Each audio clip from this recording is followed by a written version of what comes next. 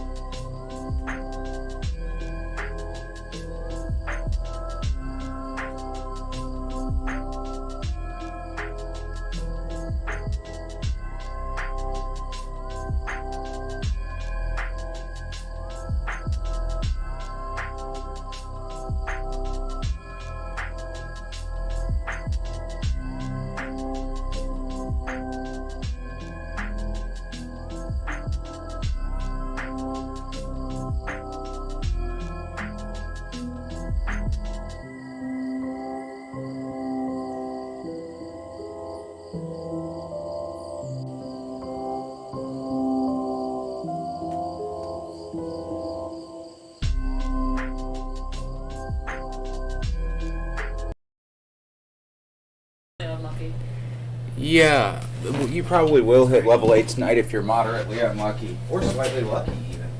Might hit 9 if you get real. No, that's if you're totally unlucky and I end up, like, stripping a gear and losing my mind somewhere along the way. Which would be a thing that's doable because I've totally seen what level 3 characters can do to an owlbear playing Baldur's Gate 3 at this point. Baldur's Gate's still around? Yeah, they came out with a third one like a few weeks ago. Shit! I remember playing the first one on the PlayStation 2. I fucking loved it. Second one I was not a big fan of. It's like tabletop D&D. I know. That's why I really liked the first one. The first one was fucking... I loved it. The second one I wasn't a fan of some of the gameplay. Like the way they did some of the graphics and the gameplay on it. Some of the original Baldur's Gate companions and whatnot show up as NPCs in Baldur's Gate 3. Fucking nice! I love that. Yeah, that was like one of... I played the fuck out of that game so much. I think I had a max level character of everything. Best $60 I've spent this year. I bought Diablo, but I haven't got fucking time to play Toss it. up between that and Starfield. I bought the new Diablo 4, but I haven't got a chance to fucking play it. Cool. No clue on that. So, announcements tonight. Thank you to Lo-Fi Geek for tonight's Halloween spookiness of music. Check them out. They've got really nice, good music to like relax, do chores to, paint things to, decent background music, just hang out with friends. Other than that, thank you to Thomas for tonight's lovely Heroes Feast. And Thank you again to Reptiles for providing printer, ink, and electricity. More power. Oh yeah, and another cable line so that we can simul broadcast. Yes. Anybody else have anything?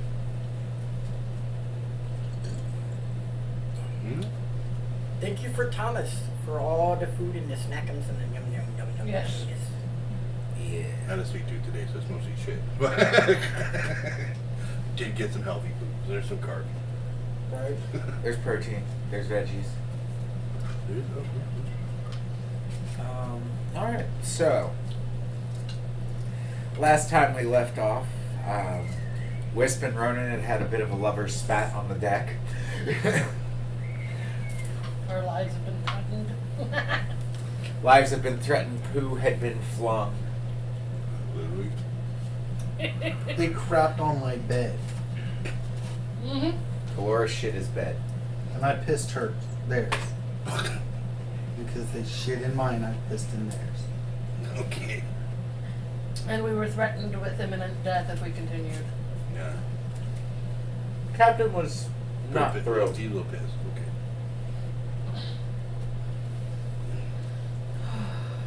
Yeah.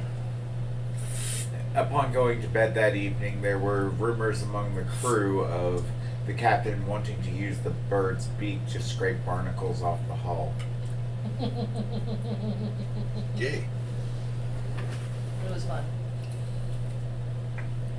And now, on the fourth and final day of our voyage, from roughly about 2 miles in the air, the clouds are clear, and you can see the desolation as the fell-touched lands. It's weird. It's like the sun is shining where you're at, but it doesn't seem to hit the ground ever. You can see glowing mushrooms beneath you in patches, making incandescent little splotches, but it seems like it's a land of permanent night. Mm-hmm. Everybody's very pale who's from there. And I need everybody to roll a flat d20 for me. The highest needs to hold on to theirs. My D20's not flat. No, D20 needs me. 12. 12. Can I get a dice tray from someone? That's a nice mid. It's got pot and a few dice in it, but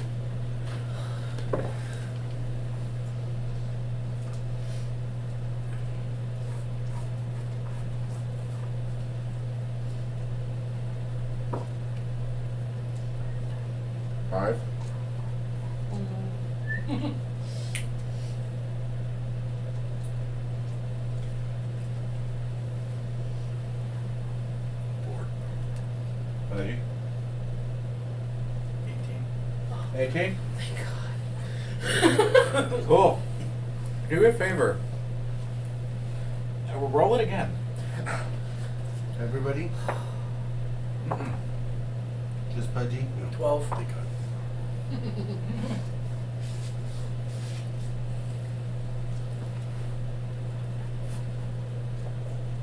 Oh, yes.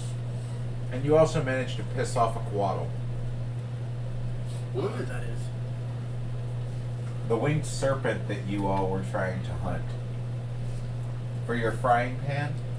Oh yeah, the one I was trying to get my frying pan and my fucking bird bag from. Yeah. Okay. We couldn't have pissed it off too badly with the food it left us with at Wisp's feet. True.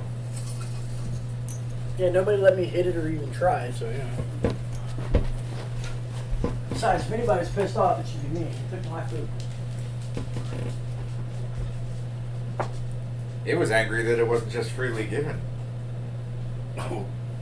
It's entitled. It's a sacred creature.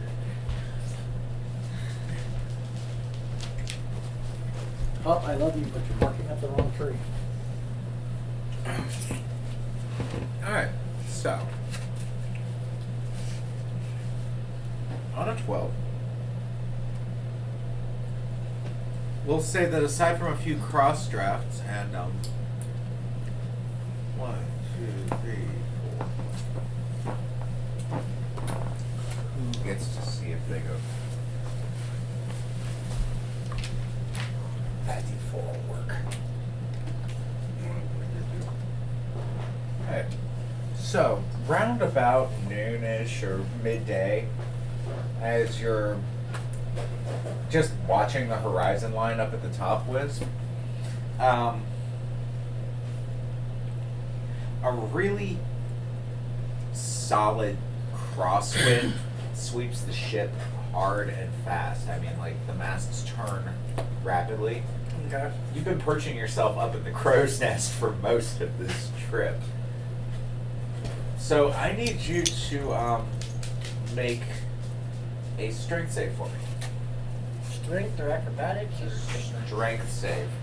That's right. 30, 20. Perfect. That means that and this will be about the oak. So as you're watching, this crosswind comes out of nowhere. The mast goes around to like hit you with the boom, Yeah. and smacks solidly into your chest. Slow down. I had a piece of donut go down and it didn't go all the way, so I had to drink something that didn't go away. You're good. Alright, anyway, sorry. So,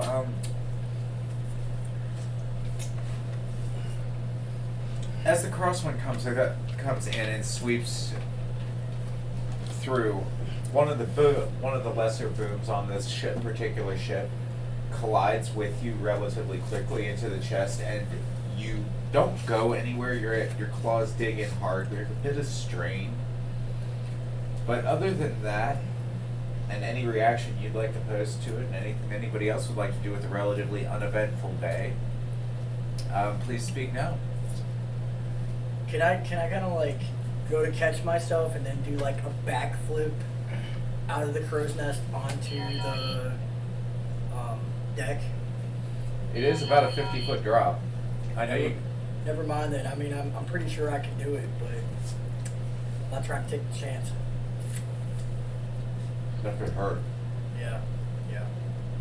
Can I grab like a rope and then just kind of like, like use a rope to slide down?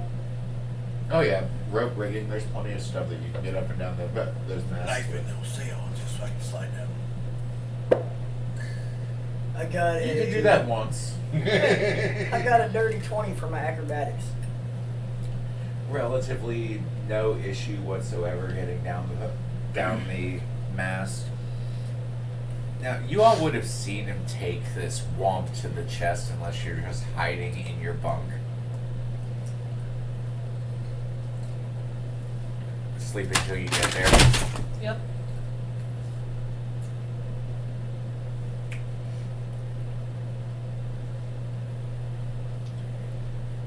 Alright. Ronan, what are you doing for this time period? Probably just getting breakfast, just walking around the ship if they need help with anything, doing whatever they need help with. So you ended up getting hoodwinked into like trimming sails and everything when Wisp gets hit with this. And beyond that, the rest of the day is pretty much just smooth sailing. What are you doing during all of this, by the way? Where did you put me last week? You would have been in your bunk at this point down in the hold. Well, I'm really rested. Yeah.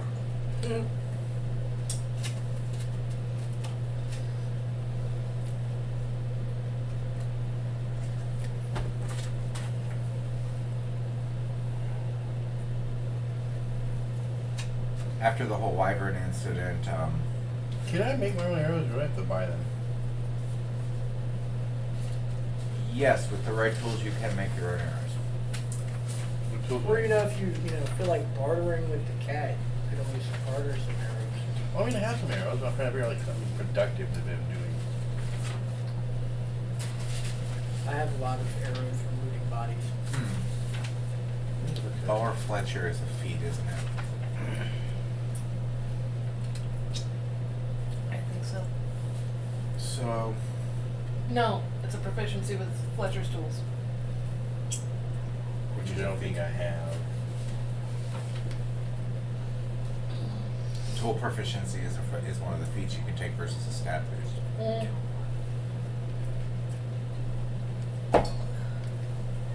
Like, Kalora is proficient with Smith's tools. So that's something I can pick up on level up next. Yeah. When you hit 8, actually, yeah. Or no, cartographers. She's a map maker.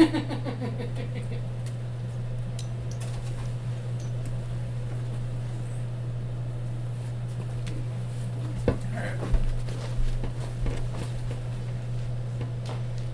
So. I'll wait for him to get back.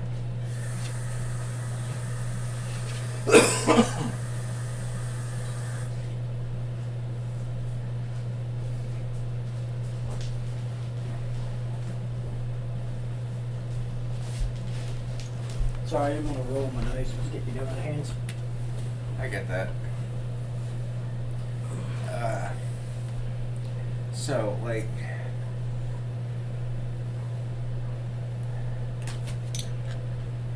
round about mid-afternoon on the 4th day, you see a very drastic change start to come over the land in the last few miles of the sun setting. Light seems to start hitting the ground. And you can see two things in the distance. The first, a vast city shaped like a 4-spoked wheel around a crater.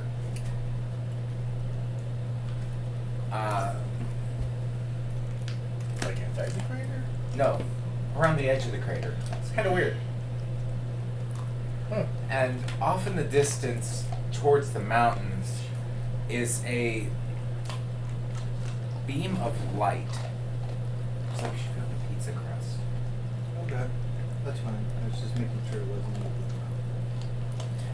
And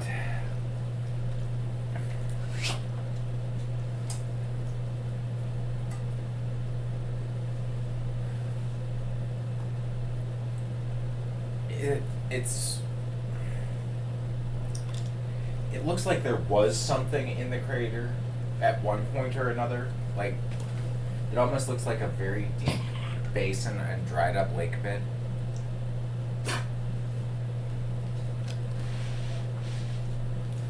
Okay. Off to the distance, there's actually a beam of light up near what would look like the base of the mountains. Is it like just shooting straight up in the sky? Yeah. Looks like it goes up through the clouds at the top of the mountains. I wonder where that goes.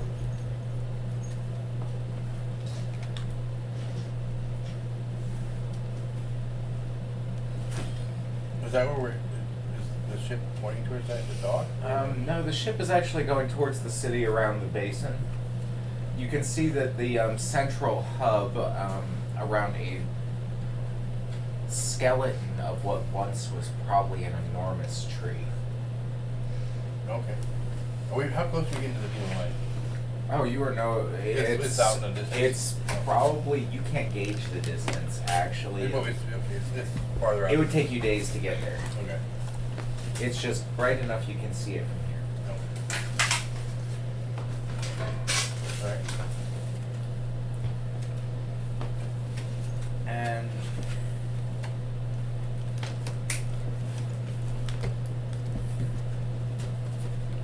as this thing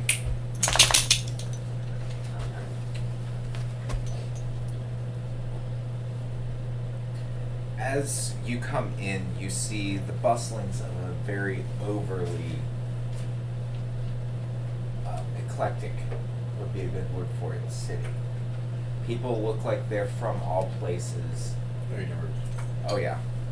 You see elves, gnomes, goblins. There's an entire religious district that you fly over on your way in that looks as if with where you're headed, if this is a wheel, the central hub seems to be where multiple other airships as well as yours are now landing. Around this big skeleton of a tree that comes up out of a mound of earth in the middle of this lake. Or dry crater. When you say skeleton of a tree, you mean just like a tree with like no leaves, right? Dead tree. I mean, like, go down through South Carolina since the wash has been coming into, and Georgia, you know how you go, if you go down the coast, you see, like, skeletal-looking forests even. Just like old dead tree. Old dead kind of tree, deal, yeah. Yeah, like that. Okay. I just wanted to clarify. It's that. probably a good 1,000 feet tall, but yeah. Okay. I couldn't picture it, that's why I was asking. Yeah. It's black.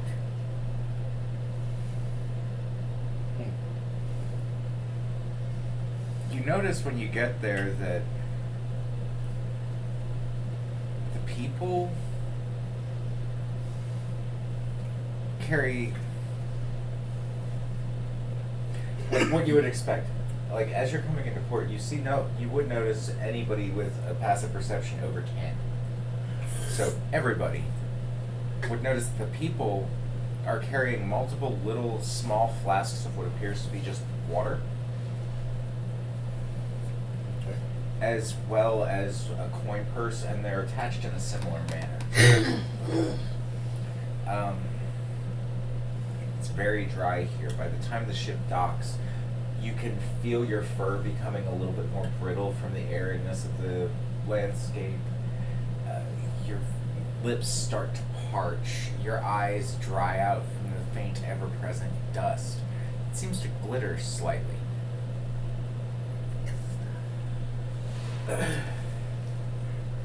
And the captain comes down and collects each of you from as he goes around with the same basis message of, all right, well, this is you.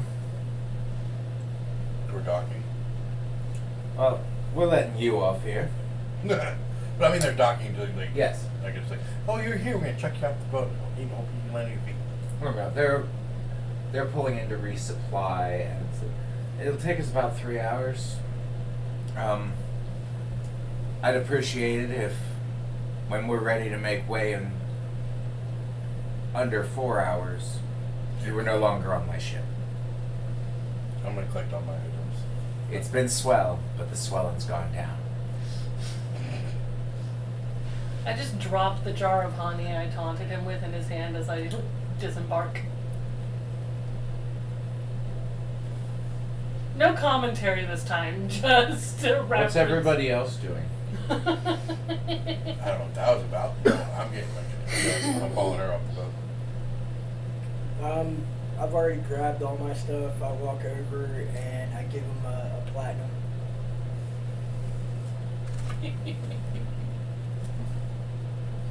He nods to you, I got no smiles a money. little bit, pockets the platinum.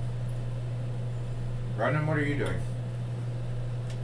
I go to get off, and I only have 1 platinum. I want to save it, but I have plenty of gold, so I'm gonna give him 20 gold and be like, sorry for the damage. I got nothing. That's why he got my honey. And I give him 20 gold and be like, hopefully this covers it. He looks at you, rolls his eyes a bit, takes it, a bit too big to fit in his pocket, so he just drops it on the deck next to his feet. And as you're leaving,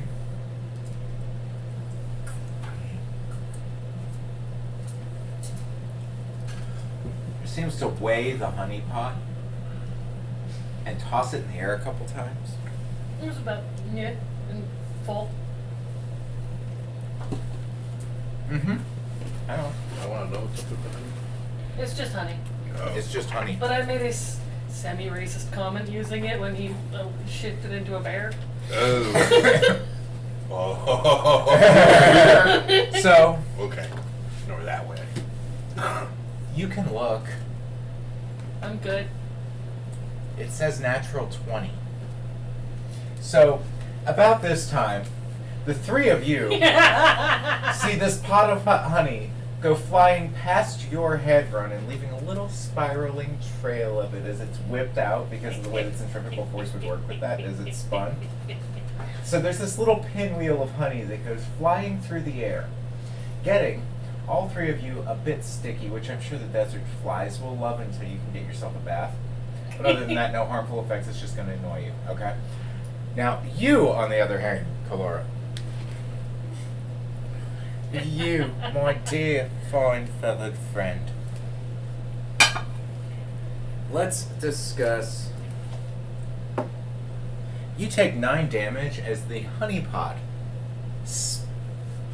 shatters, would be a good word for it, across the back of your head. Oh, not gonna give me a dex check to catch it? Mm-mm. Critical. You take. It doesn't mean it wouldn't hit me. It just means it hits my hands. You take 16 points of damage to the back of your dome piece as the fucking honey pot smacks you and splatters, and you feel the combination of bits of pottery stuck in your skull, in the back of your neck, honey oozing down through your feathers, and being thinned slightly as it goes by the blood that was caused by the... It's going to be about 3 points of bleed damage. Alright. I'd like to roll to lick the honey out of my fur. I'm a You don't cat. have to roll to lick the honey out of your fur. It's going to be hard to get the stuff on the top of your head, but the rest of it, you're gold. Okay. Hey, Come here. Anaya, Come here. do you remember your little necklace that had the dice in it, the micro dice? That's the D6. Oh, that's where that went.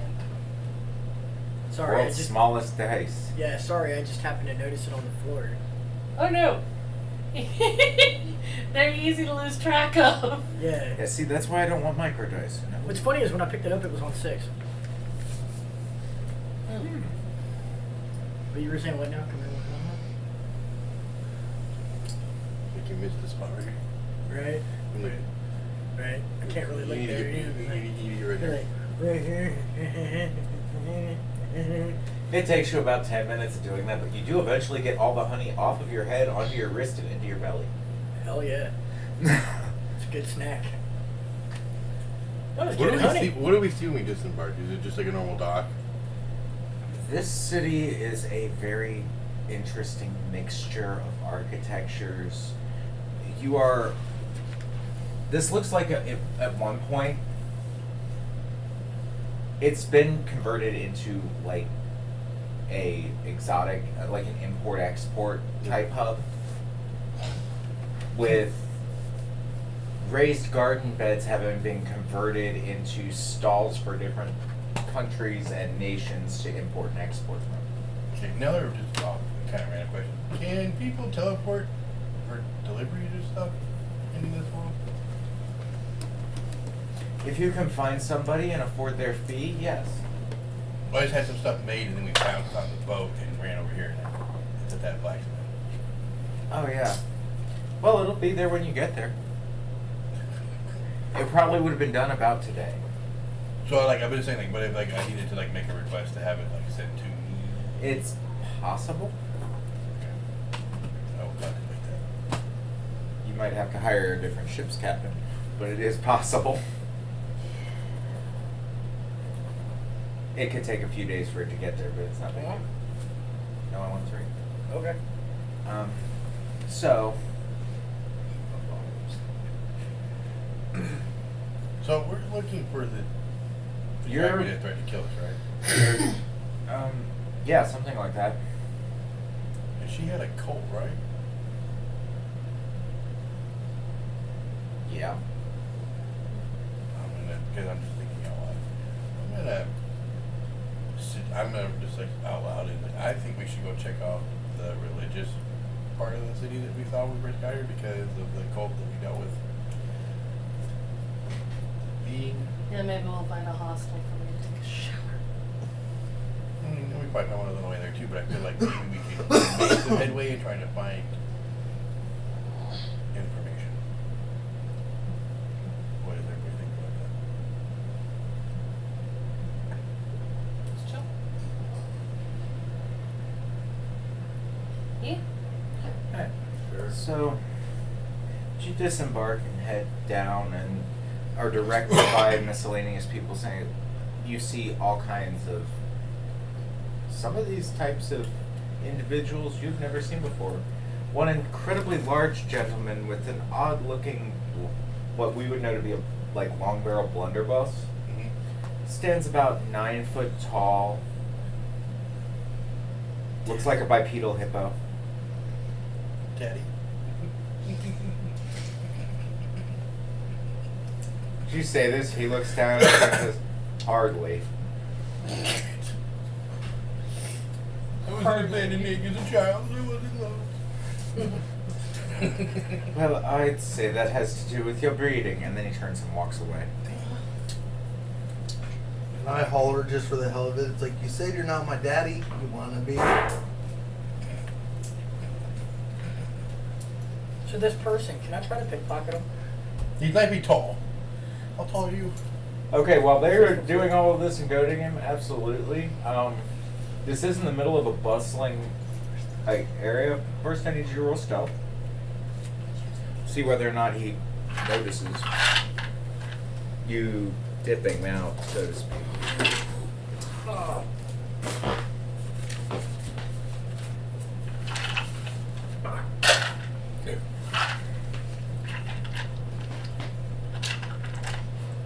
What was that you were saying, Anaya?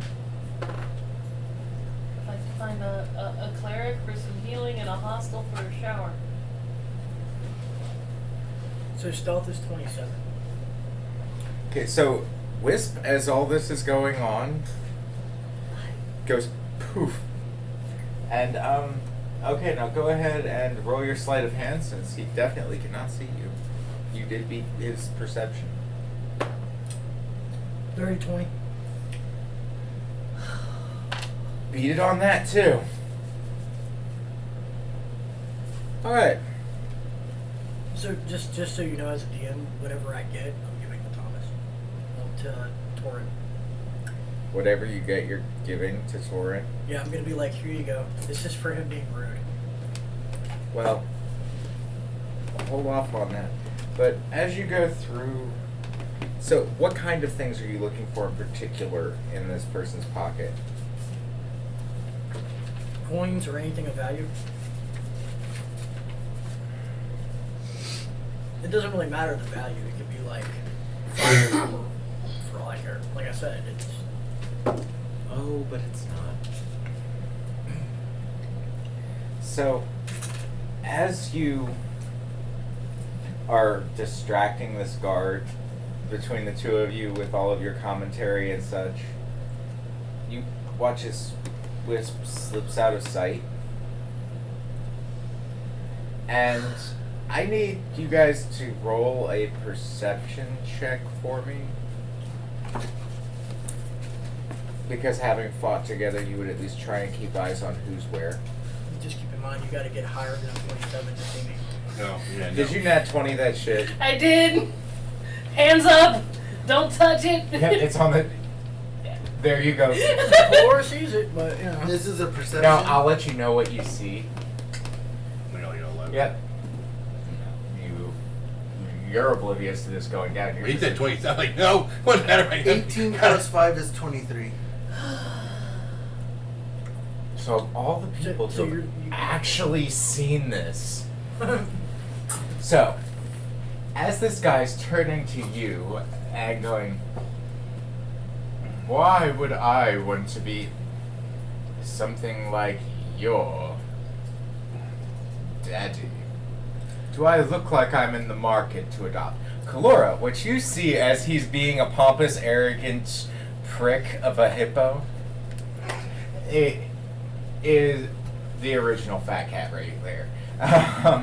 You see Wisp's paw go up around his girth, slide into his inner vest pocket, pop a platinum pocket watch out of it, slip it up his sleeve, and go back around the guy in time with the jiggle of his rolls so that he never even noticed it happen. Oh, and you also got all of the ammo for his blunderbuss, including the one that was chambered. It was a dirty 20. What do you want from me? He unloaded the gun. What was the how much ammo for it? He had 12 rounds left plus one in the chamber that you basically just had to de-powder because it's a black powder type deal. Okay, so 13 rounds. Blunderbuss. Actually, on a dirty 20, I'll give you an option. If you would like, since you would have it aimed upward versus downward, Okay. as you're leaving, I will give you the option to pull the trigger on his blunderbuss as you're done stealing his shit. So it pretty much fires a blank. Yeah, it explodes. Well, it's just going to fire it straight up with the bullets that are in it as well, but there's nothing above you all. That shit comes back down though. Yeah, no. I'd rather just take his ammo. Okay, so you've got 12 plus... Yeah. Plus 1, so 13 blunderbuss. Well, you got 13 plus the powder and a lead ball. Well, several lead balls.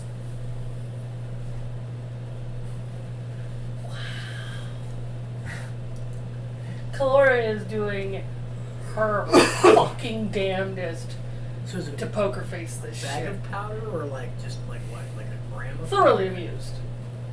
It'd be a It's a little blunderbuss, you're talking 10 grams of powder. He's a big elephant. Or a big...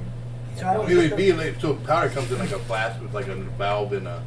Yeah, it comes in like a horn, but I mean, like I was trying to figure out the amount of black powder I got. 3-pound horn.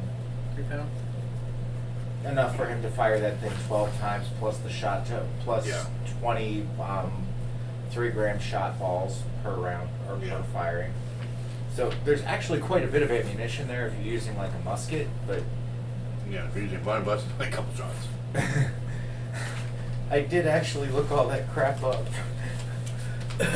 No, I just like to know the specifics because, you know, later on down the road, that might come in handy to know that I have 3 pounds of Black powder. Yep, you have 3 pounds of boom powder.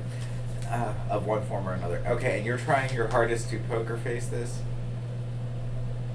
I am literally staring at his feet.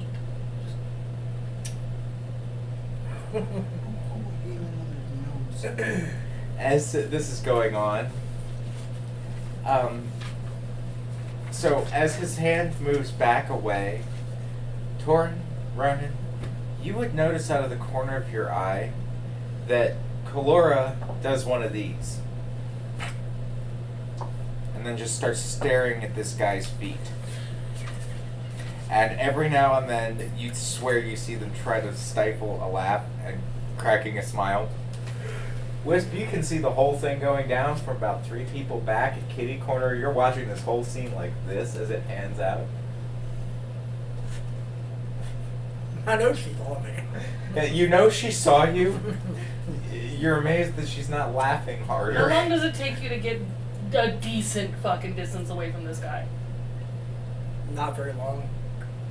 I've got What direction? Yeah, that's. I would come back out towards you guys, towards Tor. Towards us? Yeah. I take flight going, my God, your pocket watch! And go chasing some random civilian. Okay, I need you to roll a perception check. And by the way, what's your alignment? Chaotic good. Okay, you're fine. I just had to make sure it wasn't anything lawful because. It was an 11. 11? Okay, so it takes you a couple of minutes of circling. I'm sorry, and 14. While he's 14? That's different. Okay, so on a 14, it takes you maybe 10, 15 seconds. Off on the edge, you see a pickpocket doing their thing, and all that crosses your little birdie brain is Patsy. And you take off after it, and this guy looks up to hear, my guy, your pocket watch. Turns around, sees this kid across the square go bolting. My question is, how's Pelora know that I pulled the pocket watch? I watched it Saw the happen. whole thing. Okay. I rolled a nat 20 to watch you do it. Critical, Yeah. yeah. 20 is always perfect.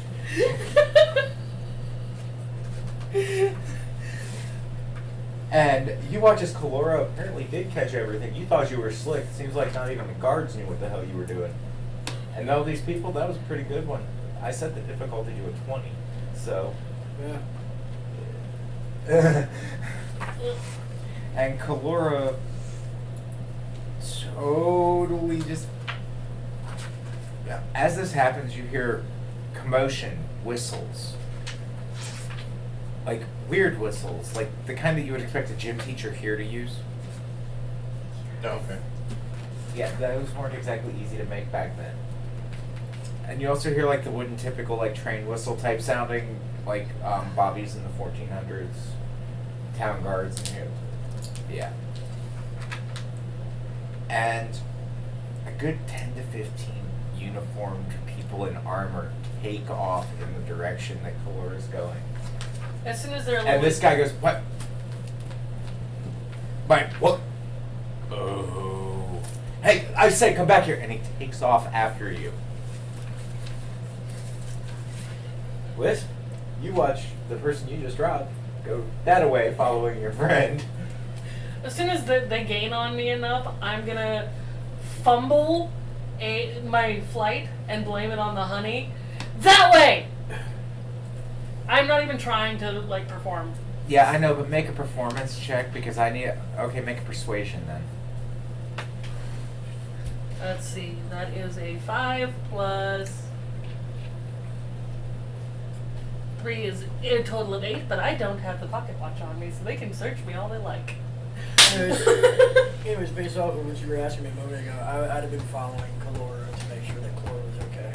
So did you watch Kalora like straight up take a fall, tuck, roll, and get dust in all the honey? Mm-hmm. Fucking honey! God damn it! Now you've got mud on your hands. That's fine. And it's stuck there. And you see Kalora take to the ground and you watch the guards start chasing off that direction after some... Poor kid. Yeah, literally some poor kid. Well, he's a straight kid, so like, poor kid, but like, he's probably a dick. So. He probably robbed us blind, given us an opportunity. Or less. Felt guilty for like 2 seconds, now I know. Right? That kid was probably only guilty for about, or only innocent for about 3 weeks of his life, and then he learned how to crawl. That's amazing.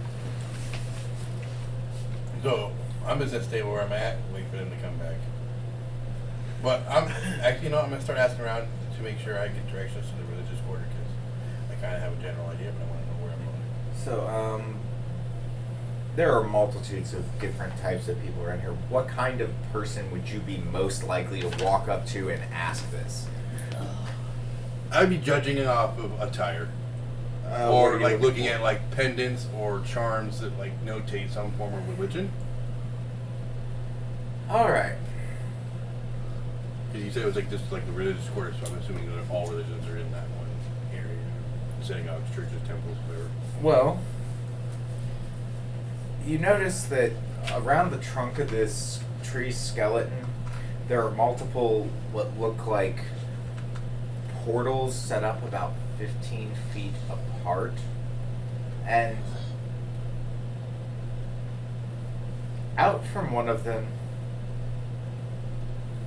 carrying a very large bag and grumbling about bullshit poppycock and these irresponsible damn kids, comes Ishkabibble through a portal that's wrapped in platinum dragons. The goblin, yeah. Will you be my shit?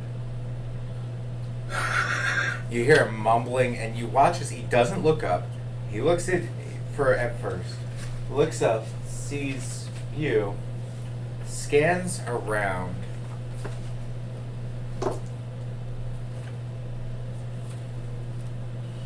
catches Kalora out of the corner of his eye. Shaking mud and honey and dirt out of my face. And Ronin. Well, the hairball's not here. Alright. They can figure it out. He turns and abruptly starts walking towards the eastern spoke of the eastern spoke down into the city. And he's hobbling his happy way there. And as he does, out of the sky, you watch as a lump of something shiny about this big falls, whomps him in the head, knocks him on his fucking face. I don't care what you think. And he goes and hobbles the rest of the way down to Paylor's temple and starts making his way. I'm gonna follow him. I'm not. I'm gonna leave him alone. I've been enough trouble for that old man. I haven't done anything to piss him off. I'm gonna follow him. Okay, so you're following Ishkabibble? Well, he's going towards the temple, so he's going towards the religious district. Yeah. Yeah, I'm following the Ishkabibble too. Now, I'm following him, but I have no intention of trying to give Ishkabibble any trouble. It's probably a good idea. I gave him enough. He's an archbishop. I'm not gonna bug him. I might ask if he could patch up the back of my head if conversation happens. So as you're following him, you watch as he hobbles. How closely are you following him? I'm not trying to hide, but I'm... Like, are you right up his ass, or... I'm 20 feet back. Alright. So, without even looking over his shoulder, he goes into the religious district, walks all the way down to what looks like a gateway into the desert, and turns abruptly right onto the whitest building in the entire place. The mortar of the stone seems to be inlaid as if it was if all bricks were put together with actual platinum and then just fused that way.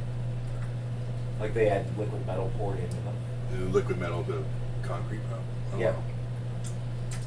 Fancy. And he opens these huge doors that are they look of the blackest types of wood, but they're inlaid with a very odd colored ivory.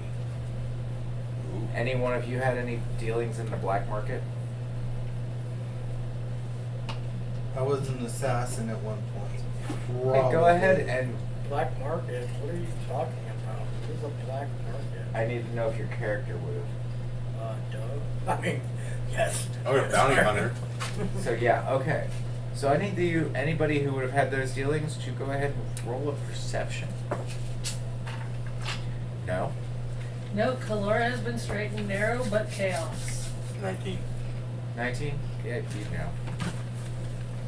And this is perception. Yeah. 16. You'd know. 19. You'd know.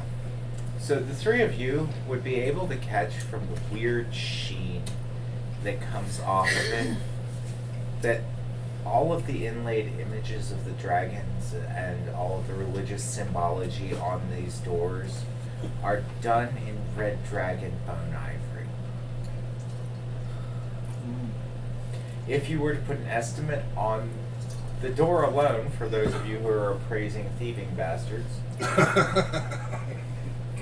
By the way, that watch is worth about 400 gold.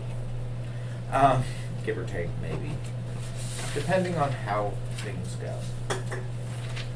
Could be more give than take. Could be more take than give. Guaranteed Wisp cannot exist for long enough before that guard figures out it was probably us. You'd be surprised. Wisp has more than one trick up his sleeve, and stealth is not his trick. So,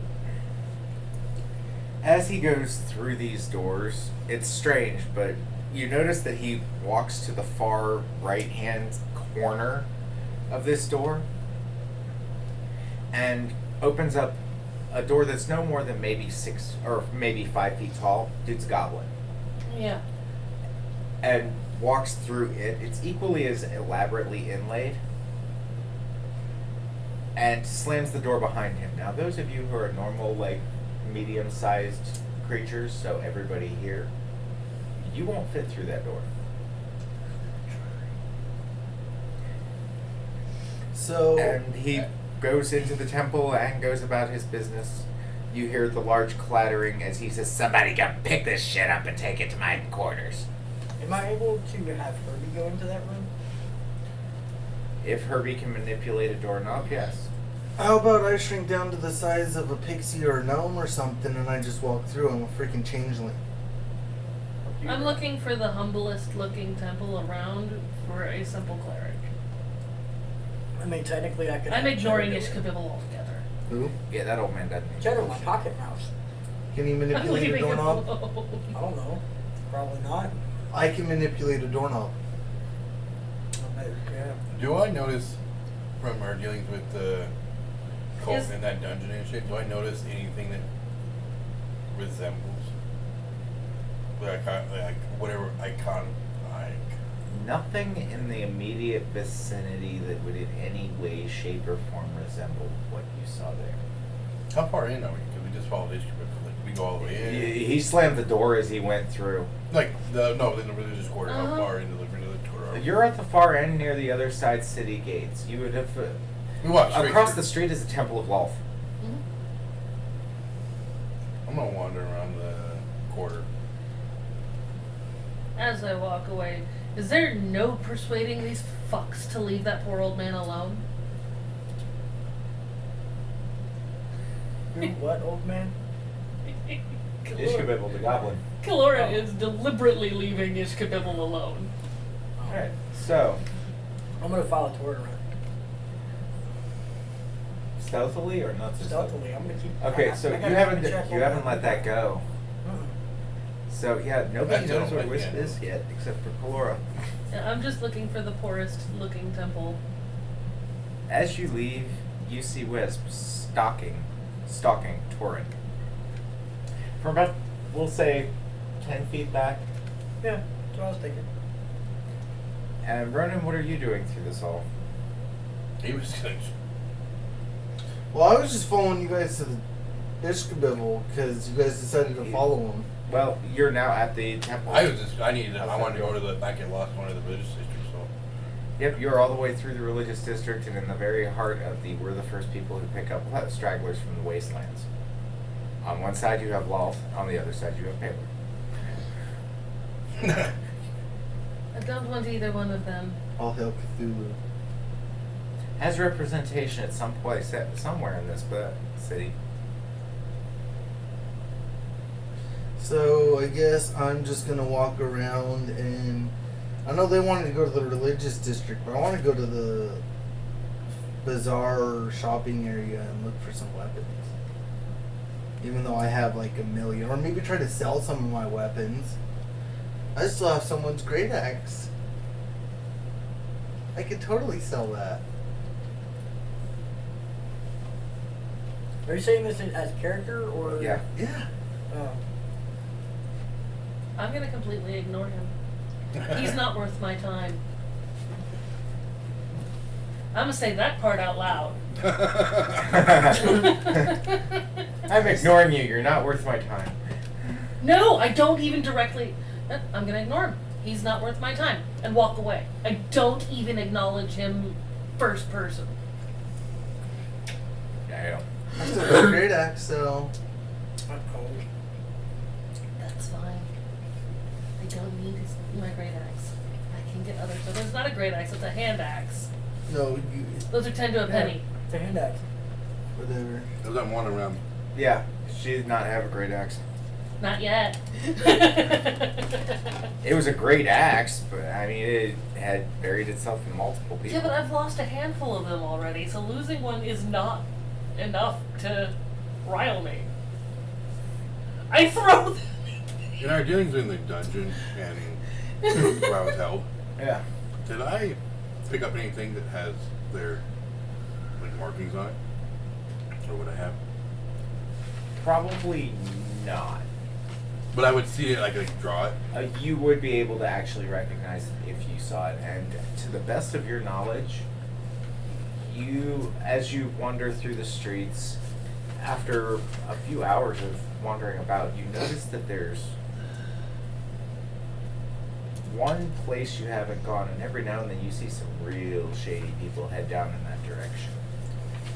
As the streets wind, they hit a central place, like in the middle of the religious district, like follow the back alleys back and you get this weird little cove, and there's a set of stairs that spirals down.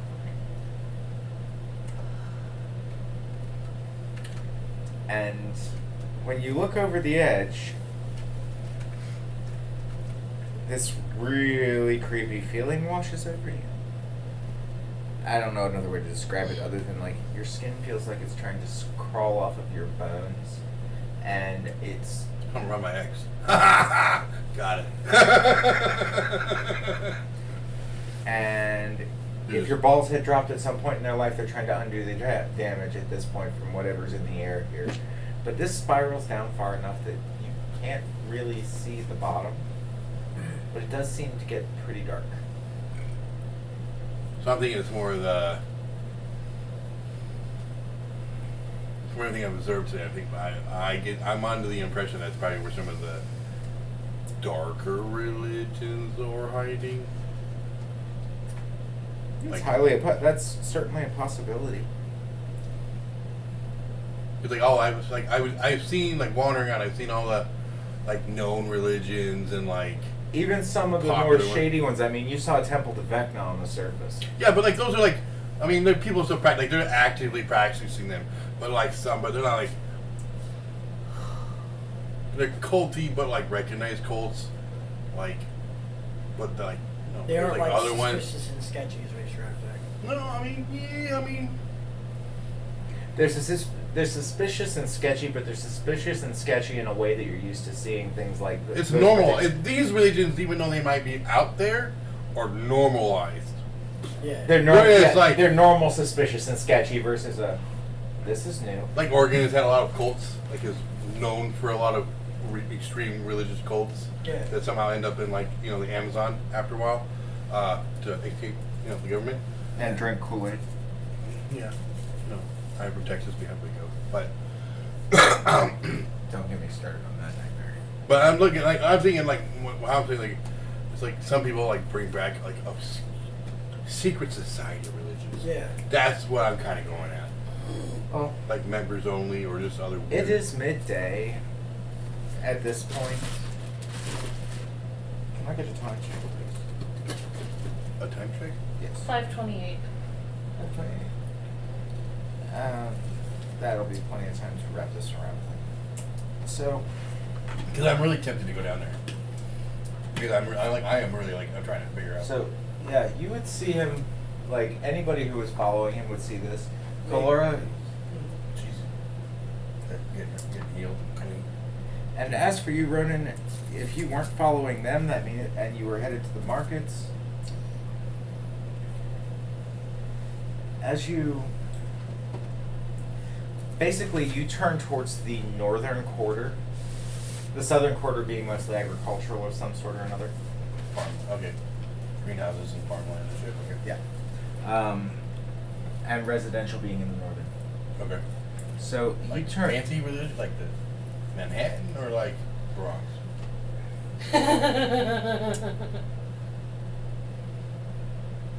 Like Bel Air. Okay. Oh, that. Okay. Where I don't live. Okay, got it. Like everything from Drake's to Bel Air lives in the residential district. It just depends on how close you are to the outer wall. Okay, okay. Makes sense. Is there a temple to Thanatos here? Yes. Are you actively looking? Yes. You managed to. Okay. Go ahead and roll religion. You can do that? Yes, there's a religion stat. That is Oh shit, there is. Religion is 17? something. 17. So on a 17, It was an 18, but I have a -1. you find yourself looped around after following somebody who is wearing a white mask and a dark cloak. You follow around and come up on Wisp and Torin. Torin looking down over the edge into this spiraling abyss of a stairway into the blackness. And Wisp standing back far enough to see down over the edge, just kind of peering up over top of Torin like this. Clearly, without the other one having an idea that the other is there. You said you were tailing him and do it. Yeah, I mean, I would notice he was there, but he wouldn't notice me there. That's what I mean. Yeah. And Ronan, we find a much happier. As the religious district opens up its western corridors, Did she find her temple she's looking for? we'll get there. Okay. Yeah. Okay. You just I stopped. bumped into you guys on Looking my for way. Ray, okay. You bumped into them on your following. Yes. This is where I'm gonna be the dick that goes, "Hi, Wisp." I'm not gonna say a word.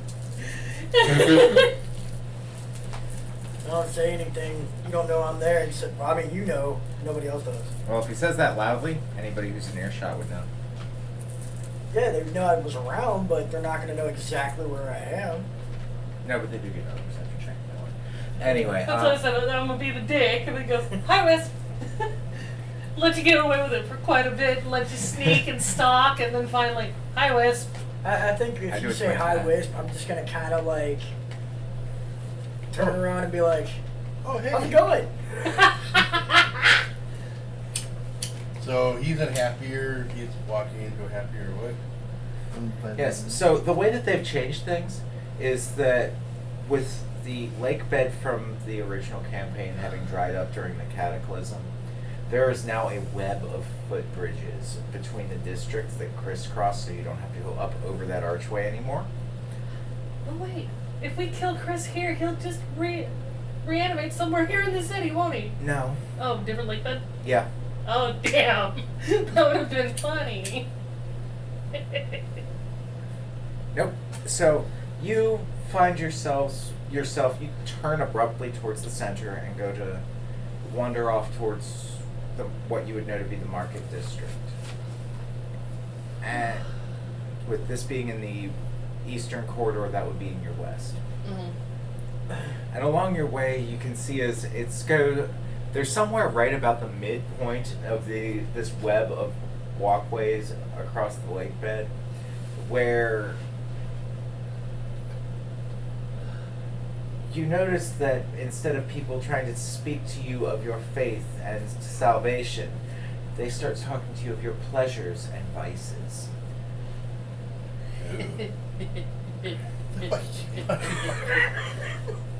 Quit. Can't send anybody next to Pudgy. Buddy's not gonna like how I wreck because I'll one up this shit. Please don't, we're live. So, Ronan, as you're crossing this, a rather young looking, but not like what the hell young. Of age at least. Woman walks up to you. Oh, good evening, sir. Well, might I interest you in some company? No, I'm just here to sell some stuff. Well, I'm sure I could help you broker the best possible deals. Okay, I'm pretty good at negotiating with it. I see. Well, all the same, if you ever need to find me, you can find me if you have trouble buying anything or selling anything. The temple would be more than happy to take whatever equipment you might have. We have many young ladies who could definitely use the training. And they would be ever so grateful if you delivered it yourself. Our temple is 3 turns down the spiral staircase in the central hub of the western quarter of the religious district, which would be where you all are. 3 turns down the spiral stairs, you'll come to a door to the Temple of Ishtar.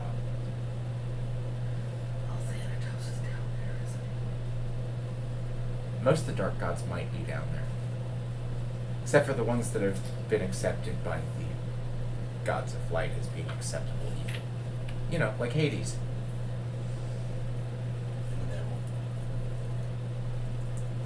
Hades and Calora Mistopheles have an does not have a understanding. church here. Mistopheles has a lair in hell. And pats and warlocks. Yep. Calora and Hades have an understanding. Thanatos and Calora have a vendetta. But we don't buy anything you've got. We even like the things that are slightly less than legal. Especially the mind-altering ones.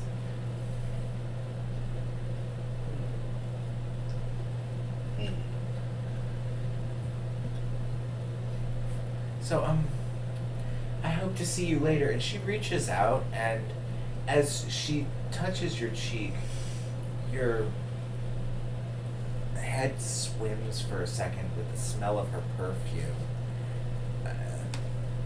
I need you to make a wisdom saving throw.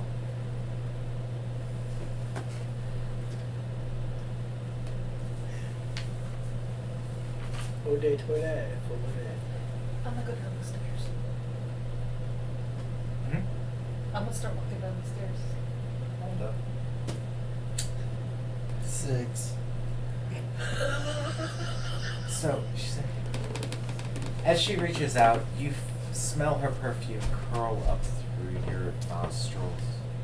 Her smile seems like the most beautiful thing you've seen that pales the setting sun for all the poets' worth.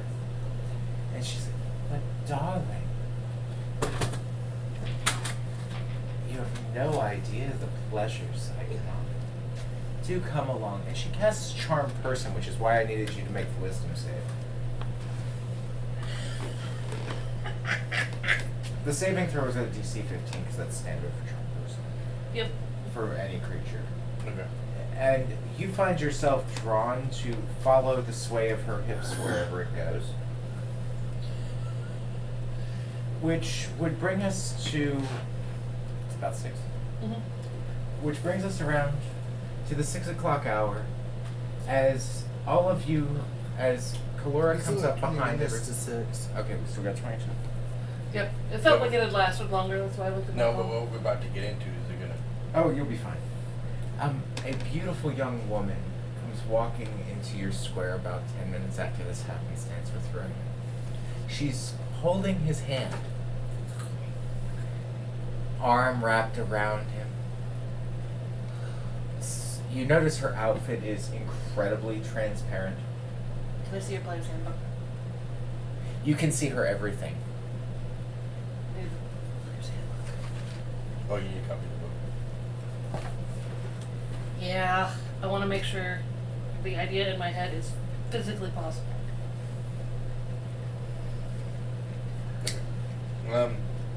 As long as she doesn't attack him, all's good. And they're coming walking up behind me because I'm standing in my brother's staircase. You would actually see her basically leading him around, leaning on his shoulder, being the whole "I'm gonna scam you for your money" type of girl. Shit, don't like it. And he seems kind of wee about it. He's fae-blooded.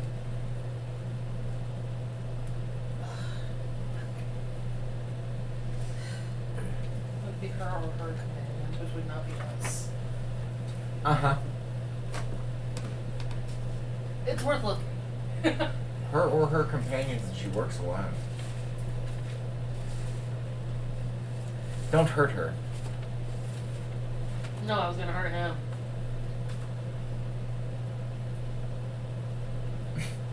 Unarmed strike, just enough to like literally knock some sense into him, but You know you can pommel strike for non-lethal damage, and then it doesn't cause anything. no.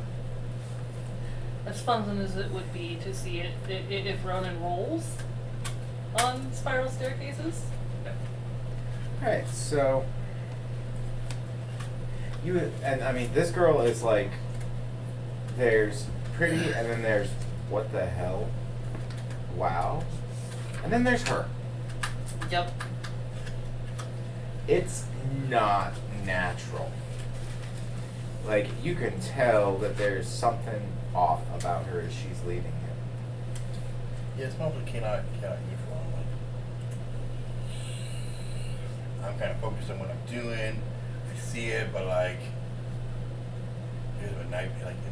I'm like singular. I'm like kamikaze focused. Like I want to fuck this thing up, but I just wave. Have fun, Ronin. Wisp, what do you do as you see all this going? And hear her Calor go, have fun running. I'm probably gonna like look over at Ronin, try to figure out what's going on. Make a Arcana check for me. You said the magic words. And you're a warlock. 28.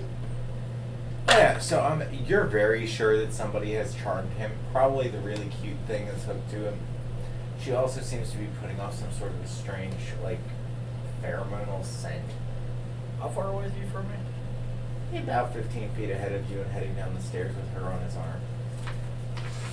Alright. What kind of damage would throwing an arrow with a magic pebble on the tip of it do? Throwing it? Yeah, like it's a dart. I'm not trying to shoot it to kill him, but I wanted to like With that get his alert. with that rock on the end of it? Oh, that's right. Fuck, it's a magic pebble. Never mind. Never mind. I was just like, wait, what kind of damage is it gonna do? And I'm like, unless I roll low, it's probably gonna knock him out. Or worse. Yeah.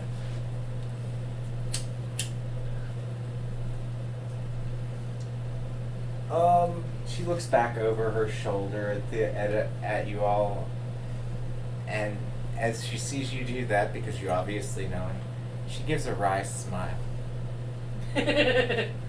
And you watch as she doesn't actually lick his ear, but looking at you with this succubus's glare, you watch as her tongue gets slightly larger and goes right up along the edge of the ear where most creatures emit pheromones. And Ronin, you feel her hot breath against your neck as she seems to breathe heavier.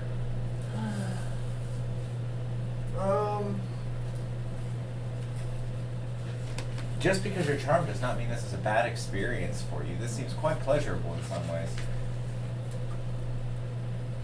Could I possibly, could I cast my, I don't even know if it would work. I think it just works for me. I have Dispel Magic. Would that work? That would That would absolutely work. do. That's the exact right option here. Okay, so can I cast my Dispel Magic? Yes. So that way he gets uncharmed? How does dispel magic work? You got a player's handbook in your lap. Yeah. No. Asking me Given these that complicated questions. Yes, but I'm asking you while you have access to the answers. Yeah, I know. I had no reasonable means of fighting her or breaking the charm on him, I was like, have fun running. What's nice is, this is out of character, is with my level up to 7, I got an extra known spell and an extra first level spell slot and 2 more second level spell slots. Yeah. So I got another spell, I got more spell slots. Unfortunate for you, I think until after the charm person is broken, you can't do a whole lot of anything. You do get another wisdom save right about now, though. Difficulty is still 15.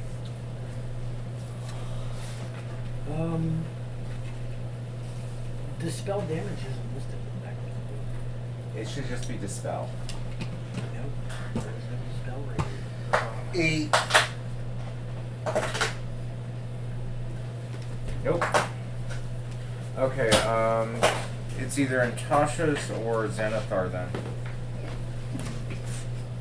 I got both over here somewhere. Well, I got Tasha's.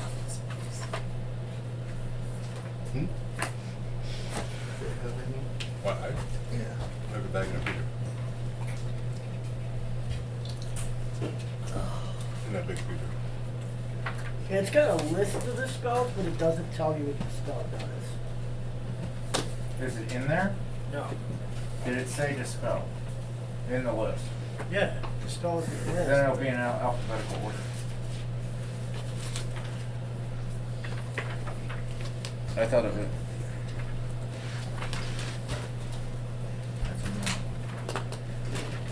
Dispel magic. Choose one creature, object, or magical effect within range. Any spell of 3rd level or lower on the target ends. For each spell of the 4th level or higher on the target, make an ability check using the spellcasting ability. The DC equals 10 plus the spell level. On a successful check, the spell ends. Charm person is a level 3, or is within the 1 to 3 range, so it breaks. Okay.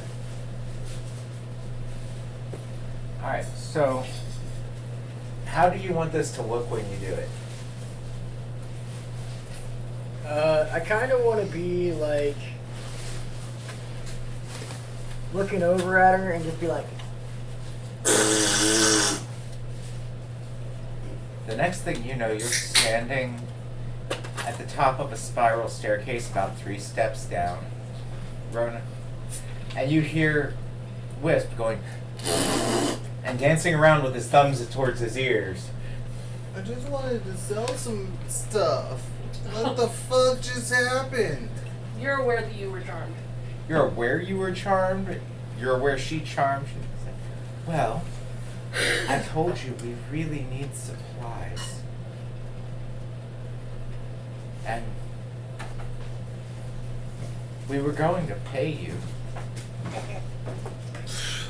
It's no excuse to fucking kidnap people, pretty much. It's every excuse to kidnap people. That was funny. I don't know, nobody got kidnapped except for Ronin. Ronin's like the only one who got kidnapped.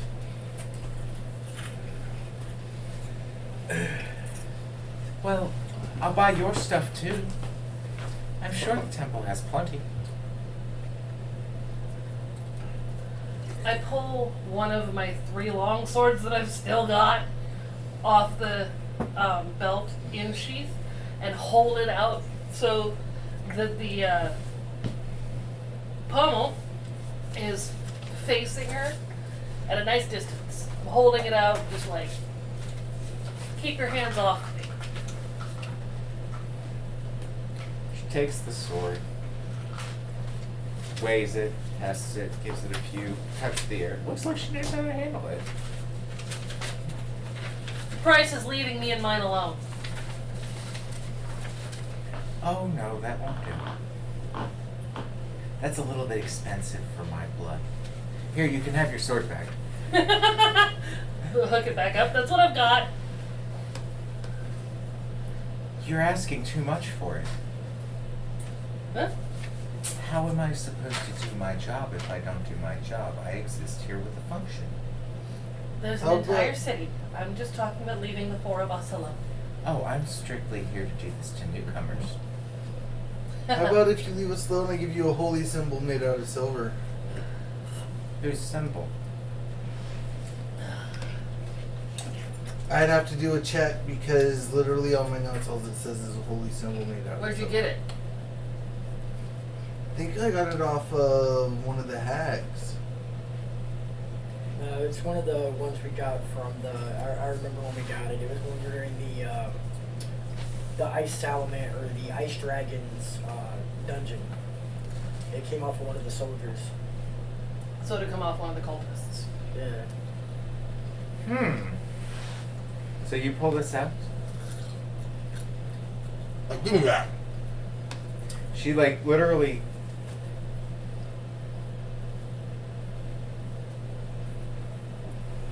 Well, it's very interesting. I've never seen anything quite like it. It's yours if you just let us walk away. Oh.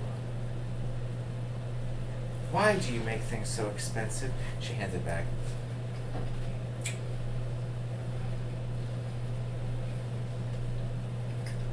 She Alright, seems to think alright. we're worth money. Or she was hired by someone specifically for us. I mean, who knows how many people in that boat told people we were coming. You never know what could have happened. I'm gonna ask her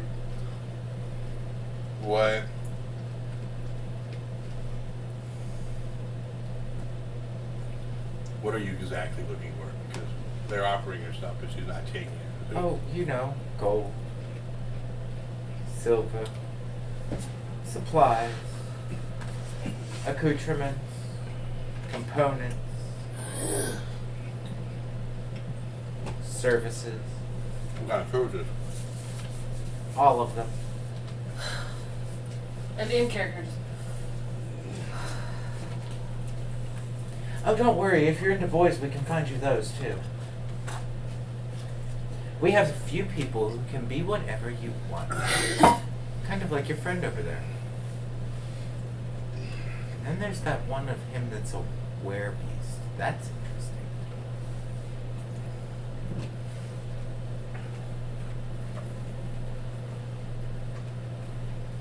What do we need for safe passage? There is no Depends such on where thing. you're going, I'd assume. We're in Castara. There's no such thing as safe passage. Not like But there is such thing as safe passage, you see.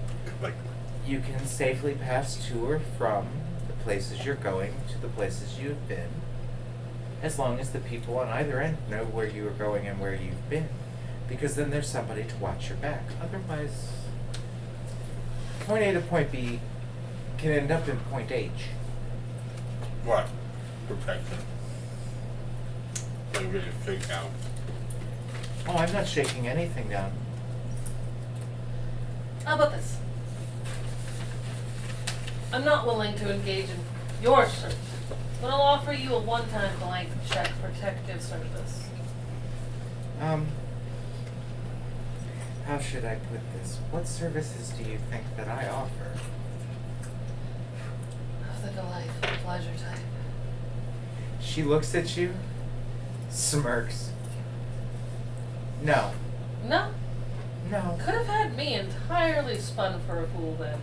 Please, sex sells, darling, and I'm a good merchant, so if I'm buying and selling things, a little bit of charm goes a lot further than a little bit of muscle.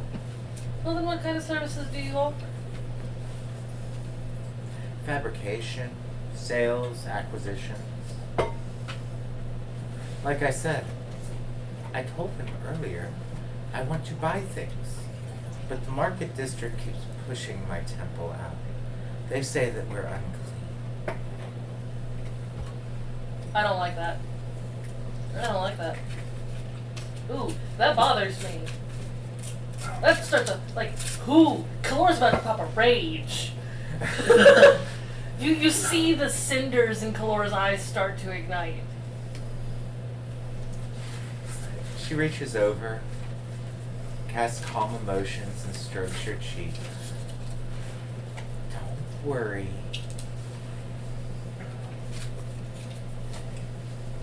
It'll be fine. You see,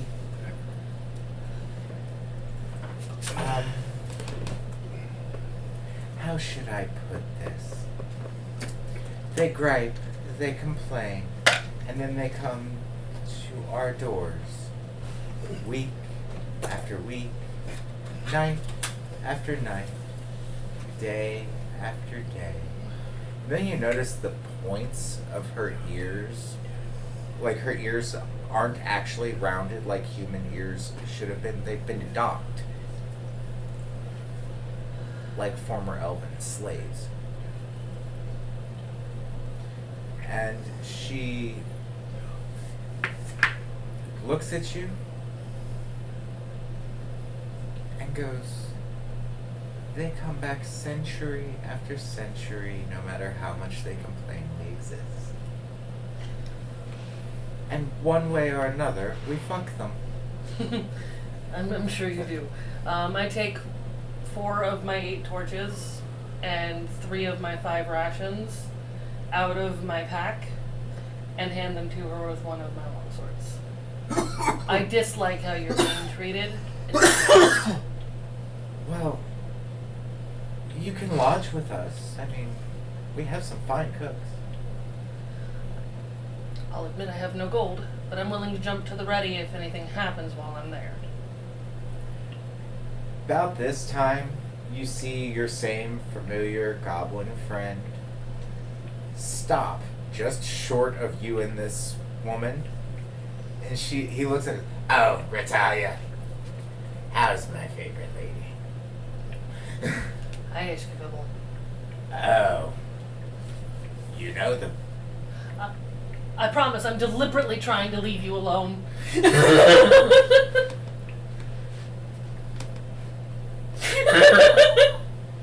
Anyway, he looks back.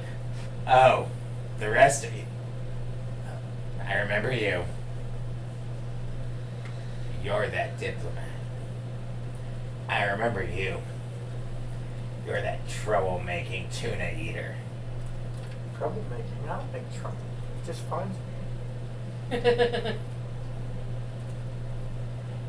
you, my young man, you're just hoodwinked. Anyway, Reptilia dear, when's the temple serving dinner tonight? It occurs to you that he's Cleric Palor, the Platinum Dragon, and he's like, looking at this one, when's your temple serving dinner? And she goes, oh, well, there should be something about somewhere wise. Well, you know, Helga down there in the kitchens, she knows exactly how to get my goblin heart going. So I'm gonna go raid your pantry, honey. Sorry if anything tastes funny when I leave. I don't want to know. I know exactly what's for dinner tonight. And Ishkabibble goes, and you hear him go, he's like, why did it have to be 3 fucking turns down the goddamn stairs? Why couldn't they have put this place at the top best fucking curry in town, though? And you hear the temple doors open, slam, and the clang of metal hitting the stone steps. As something bounces down. Sounds like it might have been round from how far it goes. And with that, as you stand there looking at this priestess named Reptilia, we're going to go to a bio break and get back to that insanity. Yeah. That's freaking Kind of works out. Kalora. I have to tinkle. Kalora. I am deliberately trying to leave you alone. It's not a tinkle, it's a kinkle.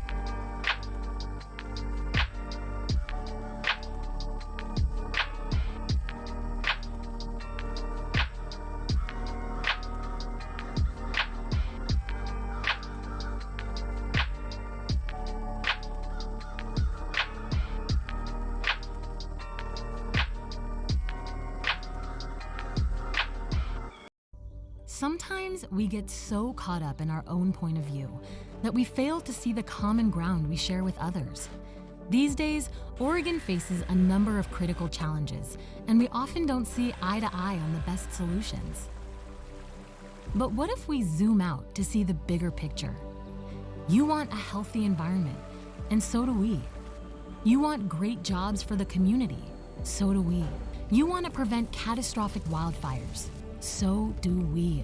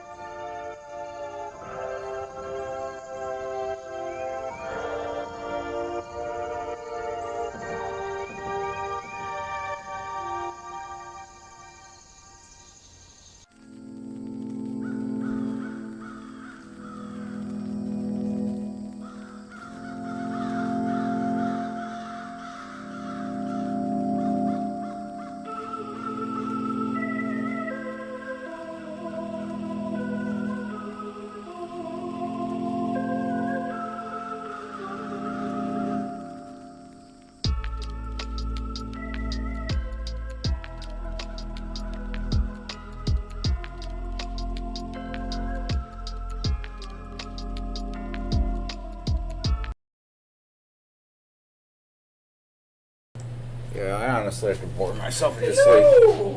And we are back. All cookie stashes obtained. The cookie pirates are happy. Because cookies. That's our YouTube channel. Oh. Yeah. I just couldn't see it clearly. I'm like, did part of the screen go out? What the hell? No, part of the screen didn't go out. I just have the YouTube chat there because I use it when I'm streaming games so that I can see what people are saying or if they try to talk to me. Yep. So we are back, and everybody was standing at the top of a staircase. Yep. I think Kalar just managed to negotiate for some room and board. Something along those lines. Here's some goods and an offer to jump to action if anything goes down. You can stay. How many do you need per room? I mean, there's 4 of you. Are any of you attached? No, and I won't be looking for company. Would I don't any know of you about like most of to be attached? That's entirely up to them. I Well, don't judge. that depends on your taste. I'm very sure there are a large number of girls who would be happy for you to purchase their dowries. And absolutely every one of them would service you in whatever way you found necessary until the end of your days. However long that may be. Now you're talking about Did you say that out loud? I did just recently get to 1 hit point. All of a sudden she just turns her head to you and raises an eyebrow. Like, does she know? I don't know what you've heard, but Oh, It nothing can't to do be. with you, love. Nothing to do with you. We just have a bad habit of running into things that want to kill us. oh, I see. So, this will cover your room and board. What about your friends here? They're on their own.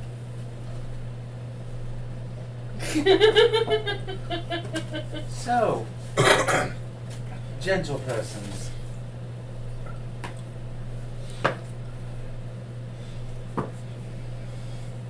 It's perfectly fine to only pay for your own room and board. I'm not judging. We have lovely accommodations. We can definitely take things off your hands. Not to mention, some of the better magi in the area for more obscure practices happen to make their home in our quarters. Turns out that the Mages College thinks we're far too accepting, and other than Ishkabible, so does the rest of the Church of Palor. So here we sit, 3 rings down.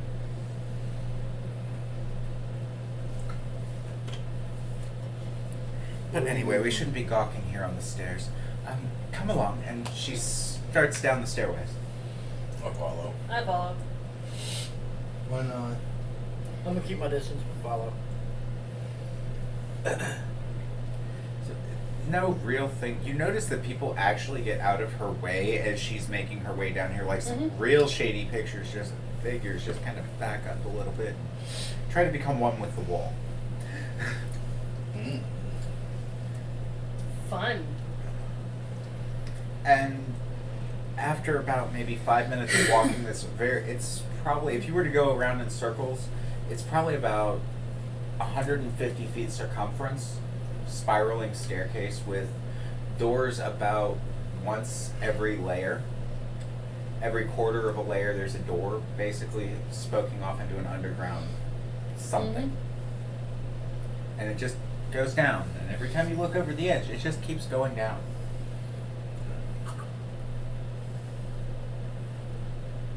There is a bottom. Okay, so No, not in China, but there is a bottom. Wait, what's China? So, as you get to the front of this temple, you would notice some very ornately carved, very buxom figures of a woman with a bow and a short sword, wearing a crown. Her eyes, the eyes of these statues seem to be set with a stone that makes them glow. And they're, I think, the never-ending story, the two statues, like... The sphinxes. The two sphinxes, the way that they connected over top of the pathway. Similarly done with this woman who's made out to look angelic with wings of lightning done in crystal. And she looks at it and goes, "Ah, here we are. No finer den of vices and desires than the temple of Ishtar." And she opens the door, like in the most regal of push them both wide open, like I am the ruler of my castle. Okay. Welcome.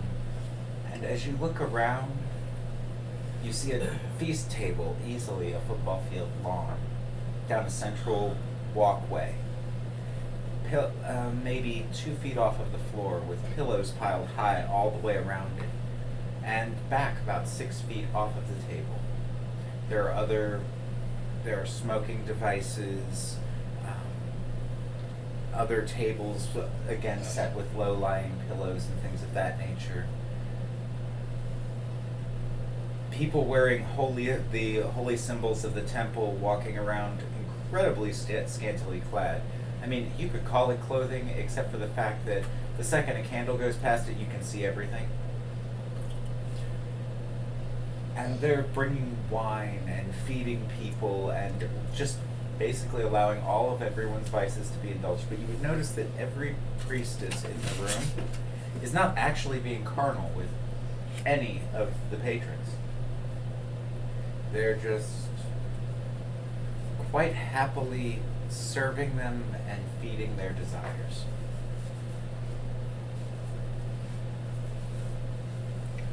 Porn festival. Say what? All I could think of is porn festival.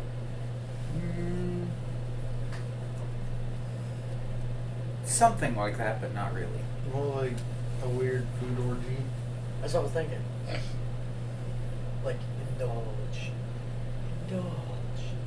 In everything. Indulge. Yes. Right? Like, if you can think of the vice, you can find it here.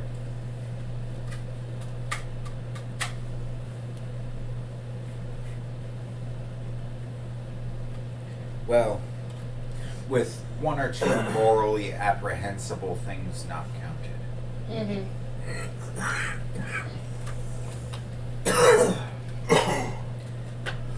It's one thing to have a vice, it's another thing to have a vice that hurts others. About the time that you say that, you hear a blood-curdling scream. I believe that vice does not count in what I meant. The next thing you hear is, "I deserve this!" Yeah. Followed by a splashing sound. I don't even want to know. That's good pain.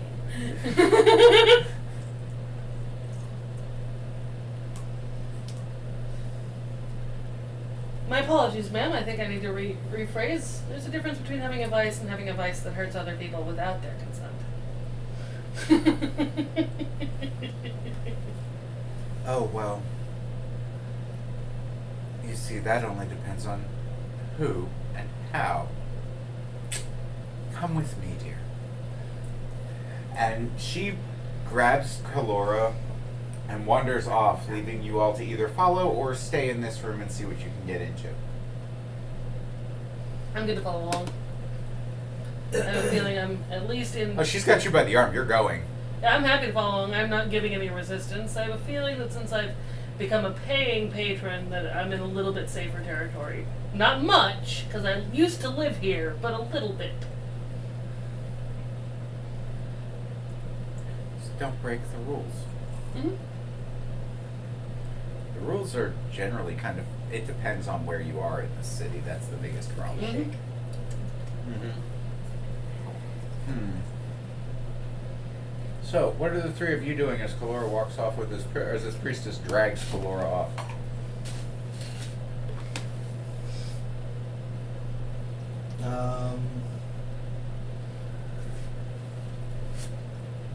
I don't know. Yeah, I guess just looking around, trying to take all the weird shit in. What kind of weird shit would... What would be the thing that you think would most... What kind of things would most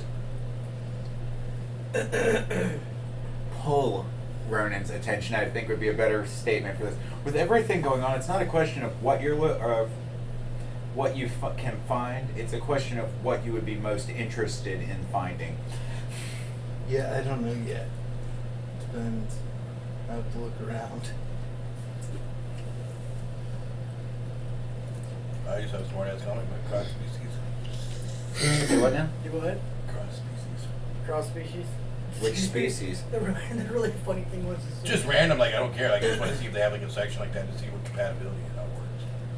It's more irritating. Actually, the irony is, as soon as you made that comment about what would you expect to see, and Ronin was like, I don't know, the first thing that popped in my head was donkey and dragon from Shrek. Oh, sweet baby Jesus. Now, while you do not find that, you are relatively disturbed when you find a fairy who has polymorphed themselves or used an enlarge spell to enlarge themselves to normal human size, and a minotaur. I wouldn't be disturbed by that. Alchemy all over again. I mean, what? Say what? I said alchemy. I think that's her name. All over again. There's a Greek myth about a queen who fucked a bull. And got a minotaur. Yeah. Yes, and no, she's not aiming for a minotaur. She already has a minotaur, and she's a fairy. That's just where my brain goes, is alchemy all over again. Mm-hmm. Only worse. Only with wings and magic. Oh no. Yeah, it's like that. Give you a platinum if you do it harder. Do you say that out loud? Yeah. Are you did you actually walk up to this when you found it? I'm gonna be walking past. I'm just gonna be like, oh, I'll give you a platinum if you do it harder. She just looks over at you and her eyes get really big.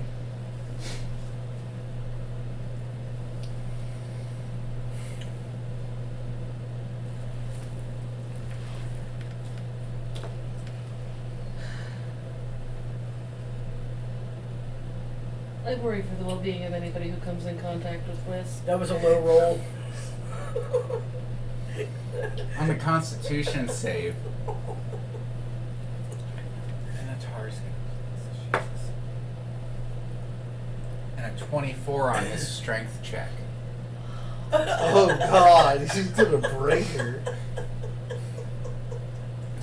Okay. So, what was a fairy riding a minotaur soon turns into a bull mounting a cow in so many ways, only on a much smaller framed creature that is split like timber. I'm gonna toss him a platinum. 2 for good measure. I just keep walking. The minotaur starts eating her. Okay. It's not cannibalism. I'm not offended. I thought about it too. Just in a different way. Yeah.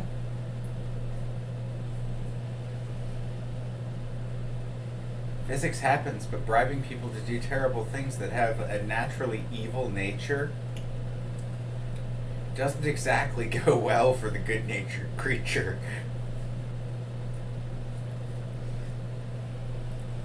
And you hear the scream and the splattering noise and the commentary. Did you look back over your shoulder as you I heard- did not. I mean, the bad part is I didn't specify. I who shuddered should do butter. quite visibly, but did not look back. Like I said, the bad part is I didn't specify who should go harder. I Yes. just said if you do it harder. Yeah, but you know, minotaurs are greedy, fairies aren't. Nope, didn't know that, but good to know now.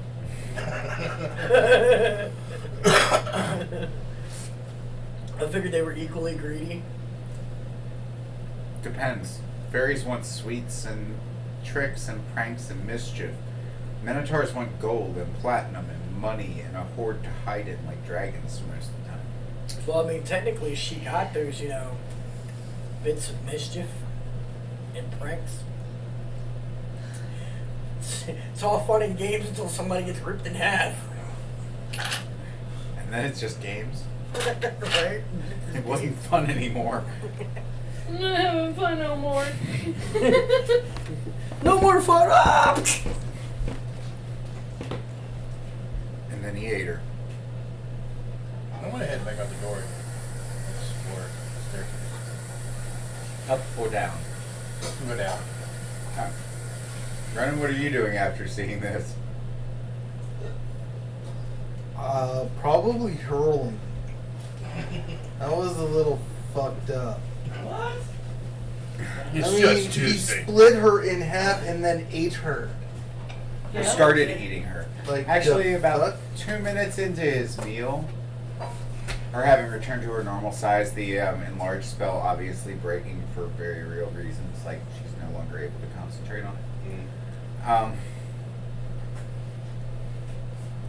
You notice as 3 women come in, grab hold of this minotaur. You would be headed downstairs and would not see this, but you would have seen them. But me, the player, can be interested. They grab hold of him, take him out the doors, and the next thing that you see is that minotaur being tossed over the railing. Dude, shit. Don't break mommy's toys. Apparently. Don't Say what? break mommy. Don't hurt mommy's girls. Aww.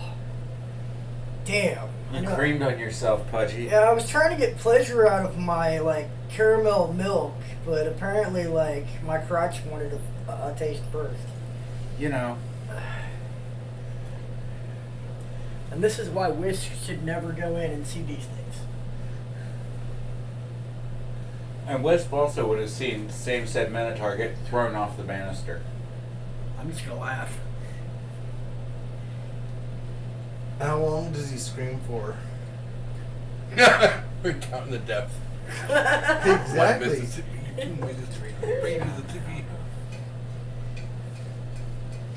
Before he dies, because most people die from a heart attack while they're falling, so like, how long between the stop of the screaming and the thud? Or splash. He fades to the point where you think you can hear him, but you don't hear a thud. You sit there, wait for about 2 minutes, and finally you hear a, like it's down a hallway. Yeah. Oh damn. 2 minutes? That's a Couple miles. Yeah, at least. It's deep. Depends on how fast you walk. Most people walk between 2 and 5 miles per hour. So, where's this, I deserve this guy? Is he on the other side of the room, or is he around where I'm at? He's around the other side of the room, up on a balcony somewhere. Probably be paid. No. No. This is one of them vices out of the Book of Wild Darkness, I'm fairly certain. I'm gonna start walking that Which way. one? Any of many. I can do all of them. I'm gonna start walking towards the I deserve this screaming noises. I guess I'll follow you because that was a little up and I just need to see something different. Even if it's a dude just drinking something that's awful. I don't know what it is, but something's got to be better than that. as you make your way up, a couple of the priestesses. So, I take it that voyeurism is your delight. Well, you gentlemen have a nice evening. And she saunters off, and you notice in your hand, as she, like, nice to see you, there's a glass, a goblet in each of your hands as they each do this to you, with just plain wine in it. I'm just gonna sit the wine down and continue walking towards where this guy's screaming. And that brings us around to Kalora, who the priestess takes you into the back of the temple, down a flight of stairs that loops around and goes back again. A familiar smell covers the air. The smell of mortal blood. When things bleed so fast it's black. You hear the not pleasurable screams. You hear the sound of children laughing and not pleasurable screams in the same room.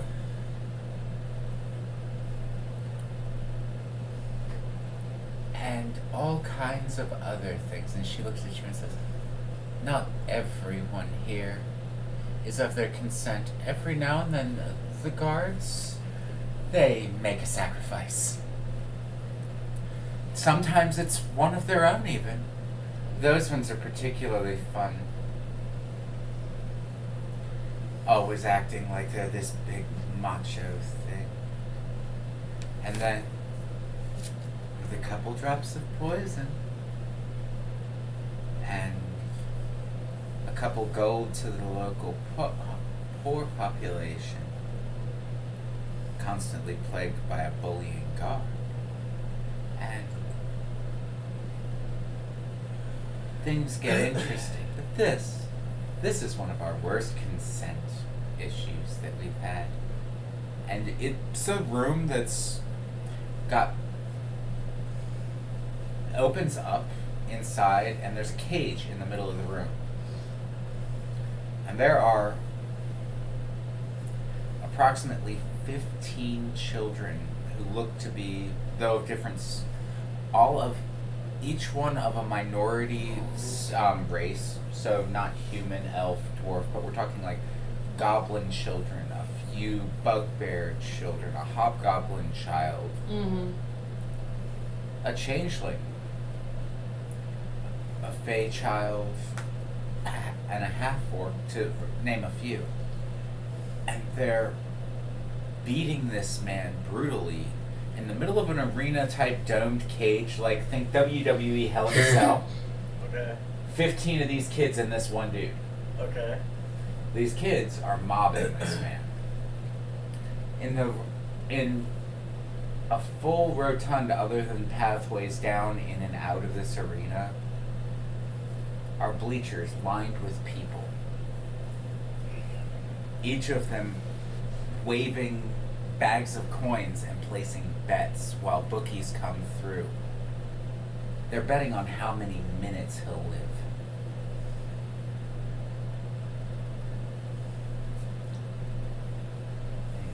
She's like, Kalora, dear, I promise you, he does not want to be here. Mind if I ask what his crimes were? Well,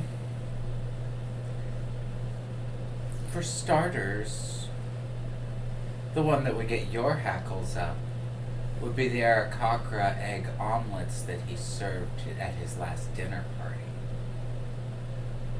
The feathers absolutely do hackle up. Then there's his goblin test lab for orphans.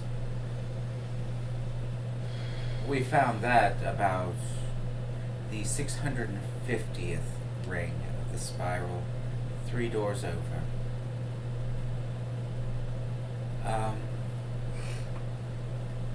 The list goes quite on and on. Well, and I think in this case I'm not going to worry too much about that. This seems like just desserts. It's like, and she looks, See that halfling, or that changeling child in there? Adorable thing, if not terrifying. Well, every time that they swing, or every time, they are getting one back, and it's going to take them a very long time to get tired. You see, he was using electroshock therapy on half their body.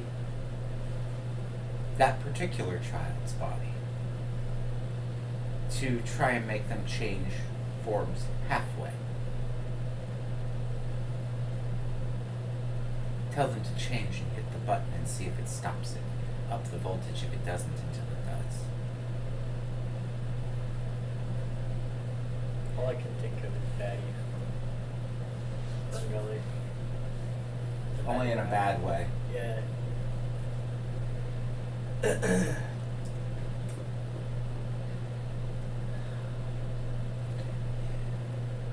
I mean, he's also swindled the poor, foreclosed on the working class, burnt down slums so he could build factories. You know, the standard working crap. But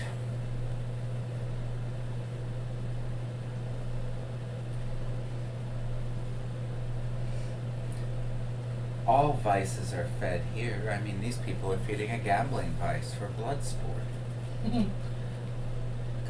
Could you get that wee halfling's attention for me? Or that wee changeling's attention for me? They're busy, no. And it's time for us to leave. I wanted to give him the sword. No. The wager is on how long they can beat on him. You see, if they get tired before he's dead, he can go.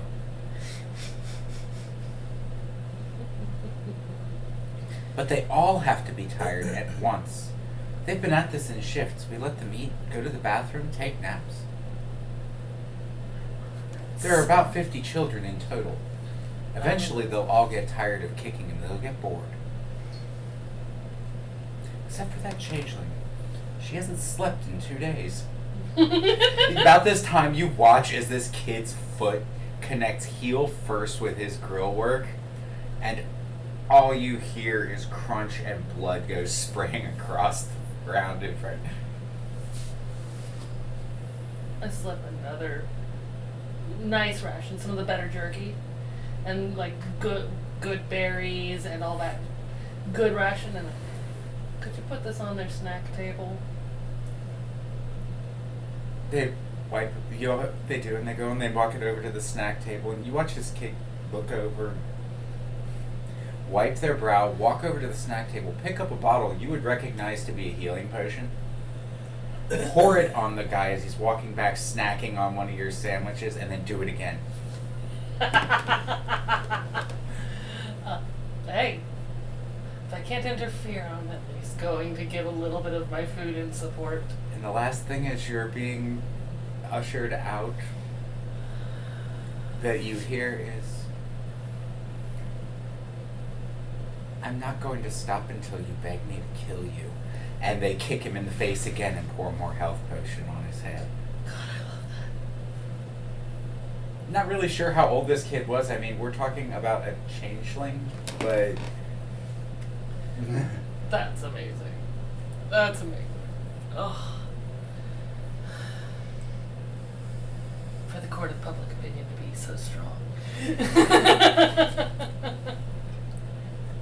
How strong is the court of public opinion? Oh, this has nothing to do with public opinion. We don't like anybody who's that vile in their vices.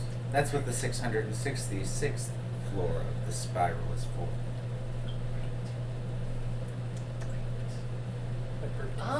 I would like to see my lodgings and directions to the Temple of Thanatos if you... If he has one. Yes. Hades, what floor is that on?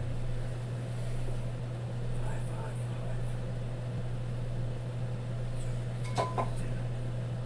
Oh yes, it'll be 3 floors straight down from here.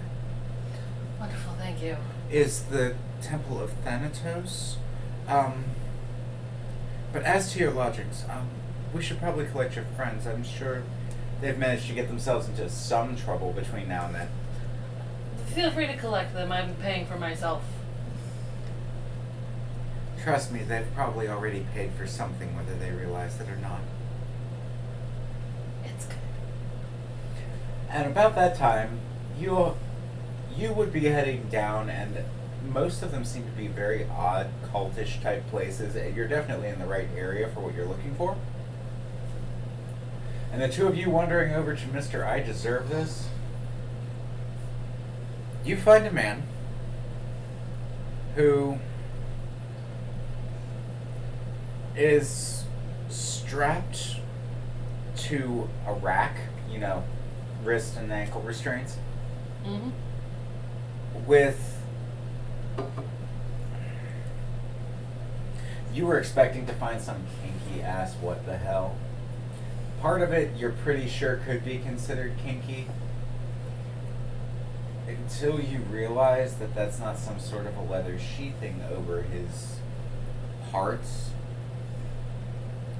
But apparently, it looks like a black cloak with a more pyramid type top, and you can hear a gnawing, slurping sound underneath. And the sizzling of acid. That's terrifying. I mean, that's not what I was expecting. I was expecting him to be like, you know, showing something in his booty, but this is just as comical. And standing next to him is a woman who goes, "You're right, you do deserve this. It's your fault that cave-in happened on my son's head."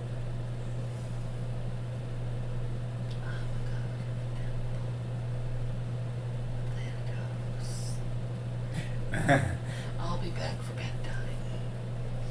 You don't know where your room is yet. But you walk by them, checking this out. She looks over and says, "Gentlemen, would you like rooms?" Sure.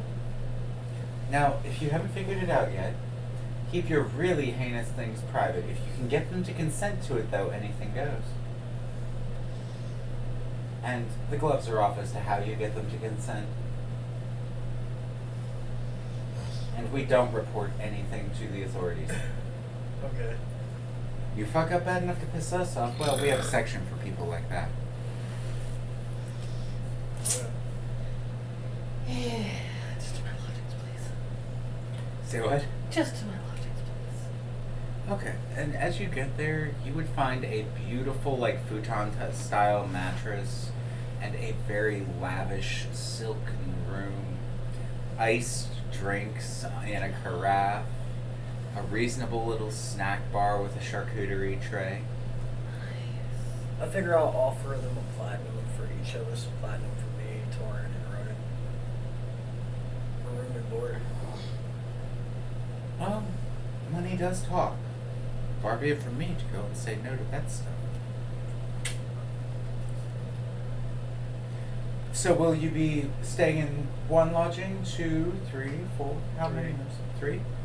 34 rooms. I clearly intend to stay by myself. And just because I know how crazy Torin can get, I'm going to offer them an extra platinum to give him whatever he desires. Because the last time it was the 6 boobies in the bathtub. You know, fucking damn birds. If they're going down the staircase and run across these doors, are they do they go down into hallways, or do they go down into like actual like temples? Actual, like, inset temple frontages that go back. You see, Well, you said there were some like just doors we saw, and I'm curious what those go to. they're reinforced. Like, How far- they open up to like go to a certain level, and like there's businesses or whatever in there. They're locked and barred. A couple times when you knock, somebody slides it open, asks who you are. Okay. Hey, well, after securing my room, I do go down the staircase myself to find Thanatos' temple. That would be What does that level. What does that look like? Thanatos' temple Yeah, I'm wandering down in front of her. So I probably either I'm there or. That one you probably would come across, and it would be very noticeable, being a prevalent greater god of death and all of those terrible things. Thanatos' temple has a scythe across the doorway, and a very, very ornate effigy of a grim reaper with a white mask. You look familiar. And all of the frontage is done in black marble, with gold inlays in what we would know as a Grecian style of the mythos and things of that nature.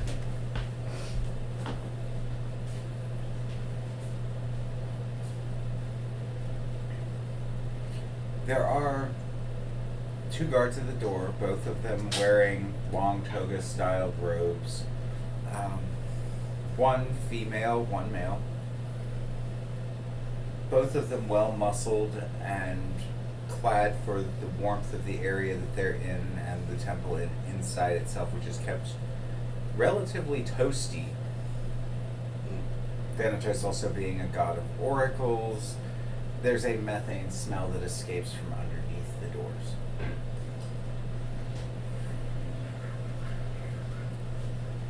And they are... You can't discern facial features. Their heads are hooded in a dark brown thin chiffon, but they are wearing a solid white opaque mask that's literally like the death mask type pallor where it doesn't show it. Yeah. As I approach, I put my pendant of Thanatos on top of my arm. As you do, the male of the 2 reaches over, opens the door, pushes it wide, and your gesture to enter. Give just a polite, almost bow, an acknowledgement. And I am going to go seek one of the oracles of Thanatos, because I don't dare try to interrupt his day with my paltry business. Good call. I also did some homework. Can you tell? And it makes me so happy. We are inching ever closer to some of Clara's backstory. A lot of people's backstories. I know. I need to get my notes out. So, As I'm going down, am I noticing Can I get a anything that pencil? is triggering? there are a lot of religions that aren't represented on the surface that are down here, and a few of them that are. Like, there is a temple to Loth down here. Actually, it's like 2 doors up the ring from the door that you watch Kalora go in.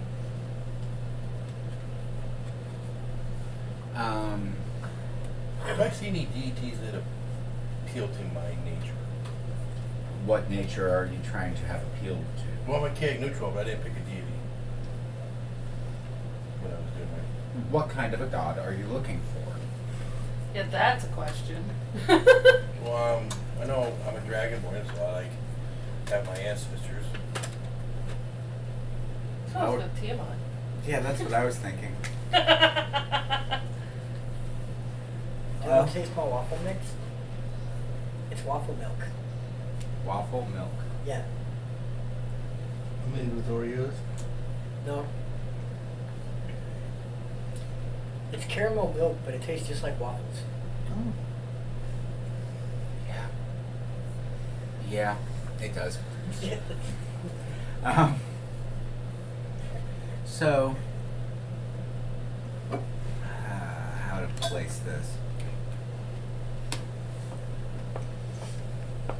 If you're looking for a dragon deity down here, you find a door risen in flame, inlaid with red dragon scales. Another that's a symbol of 5 dragons, one black, one red, one white, one blue, one green, spoked off of a central ring. There's a symbol of a worm, a great serpentine dragon eating itself.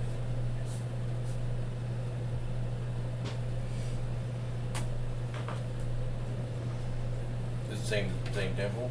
What do you think, temples? Different doors as you wander down. I want the multicolored dragon. Intrigues me. I'm gonna stop there. So, as you reach and go into the Temple of Thanatos, Kalora, you would notice Torin walking into the Temple of Tiamat.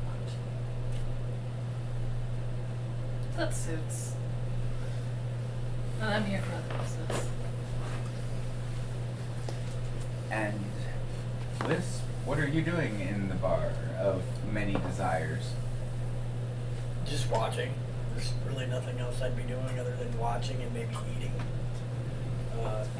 Eating some sort of animal. Someone walks up to you after a while. So, what kind of pleasures do you enjoy? I'm eating it now. Oh, a glutton. Lovely. Sorry. A glutton. Lovely. I have just the person I want you to meet. I'm good, thank you. Oh, but they're such a wonderful cook. Again, I'm good, but thank you. Oh well, suit yourself. It's your loss. I'm gonna hand it like a gold piece and be like, here's a gold for trying. I wasn't trying anything. I'm just trying to make sure someone eats.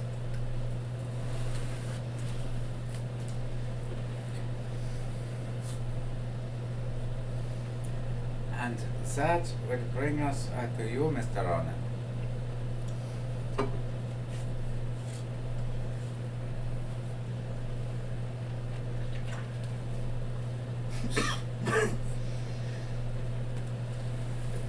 Don't die. Don't choke on the cookie. Chew, swallow. No spitting, no quitting. Eat it all for the cookie. Right? So, I was with Wisp looking at the I deserve this dude, right? Yeah. Mm-hmm. Did you ever say what was happening to him? Mm-hmm. Yeah. Have what looks like a cloaker across his midsection, dissolving him, Yeah. while a woman was encouraging him to continue, agreeing that he deserved this, and that he wanted it to happen. Yes, I just sit down with Wisp wherever he's eating a spoon, but I order the strongest drink they have.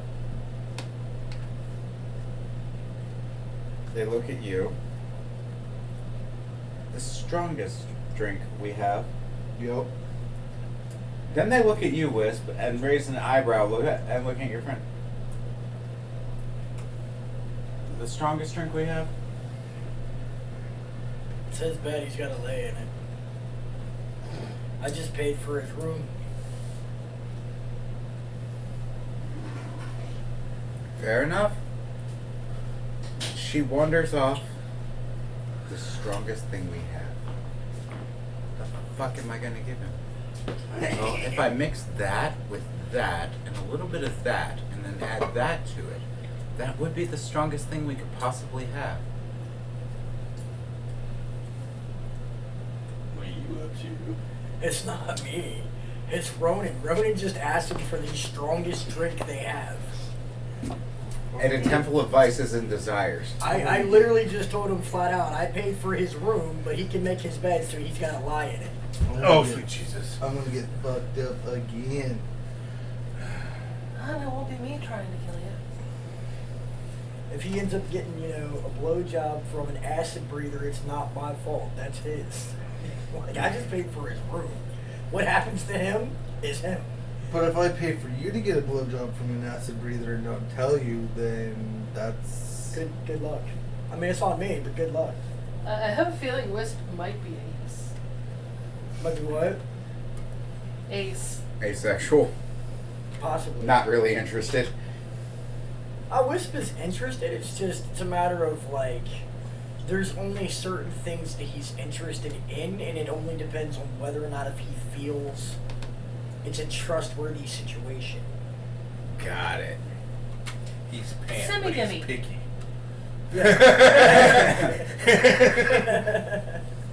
Semi-dummy. Nothing wrong with that. That Wisp doesn't pay for sex. At least not with money. Well, that's just it. They take all forms of payment, not just money. Yeah, but in this kind of establishment, you can easily get demonic syphilis. I'd rather not. I'm just drinking. I'm not Three fucking questions. nobody. So, about 3 minutes later, she comes back with a goblet that looks very similar to this, only with a very real clawed hand. I need everybody to make a knowledge arcana, or you to make a knowledge arcana check. Okay.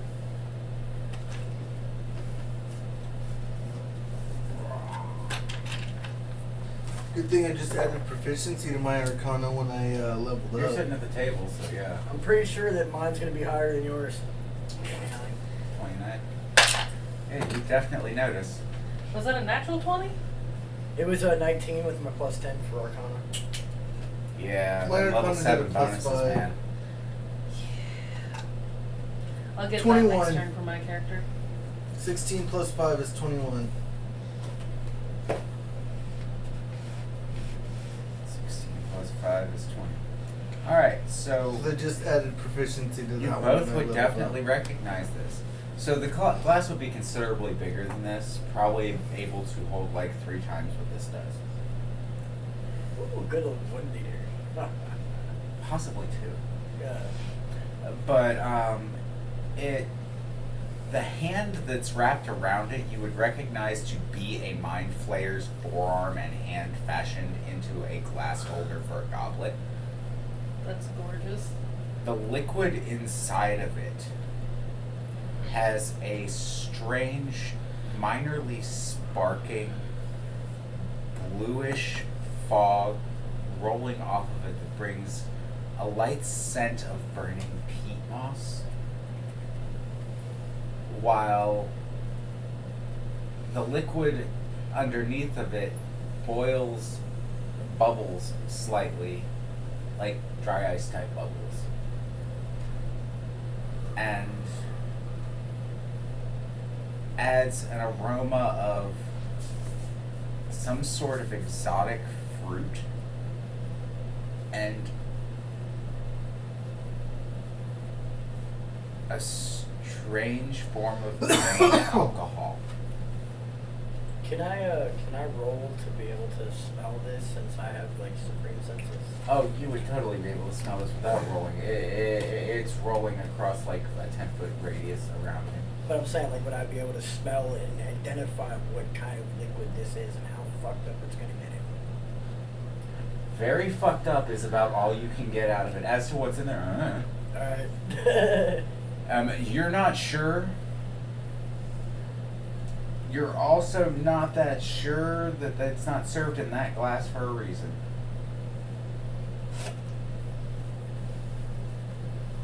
And she, as she sets this thing in front of you, so here's your death's door nail.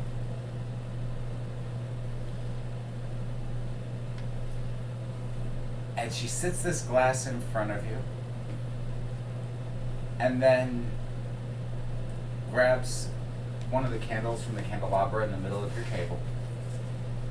And instead of like you would expect and touching it to the liquid to light the drink on fire, she says, "Sit back, love," and pushes on your chest, Ronin, and then runs the candle through the fumes coming off of this thing, and they flash a bright neon pink and start burning a fuchsia flame about 6 inches off the top of this glass like a cauldron. That is gorgeous. It'll go out in a second, then drink it before it gets cold and kills you. A good long time since Colora's been to worship. You'll pretty much drink it as soon as the flame goes out. Yeah. I gotta drink it all. Well, it'd be a waste otherwise. Oh, fuck.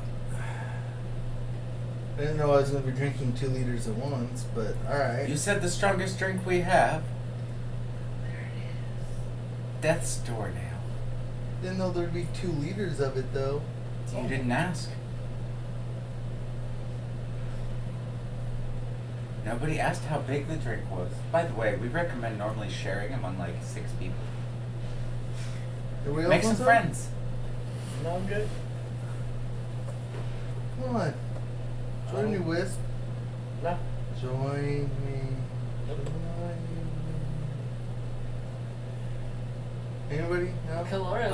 I'm gonna use persuasion to be like, no, drink it yourself. You're going to, okay, let me hear you persuade him into this, and that'll determine whether it's disadvantage, advantage, or just a flat roll. Persuasion, and you will get a wisdom save based off of what his persuasion score is. So, You know you want to drink it, Ronin. This is your favorite thing to do. Why are you being so picky? Any other time you want to drink, drunks aren't picky. They just drink whatever's put before them. is that your whole argument? If you want, I can add some of my. You are allowed to retort, by the way. I can add some of my alcohol. It's probably stronger than anything in that cup. Are you done yet?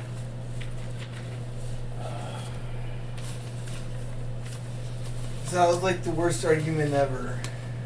Well, it wasn't an argument. It was a persuasion. Well, you didn't persuade me as shit. Well, I'll let Well, I mean, it's kind of hard to persuade.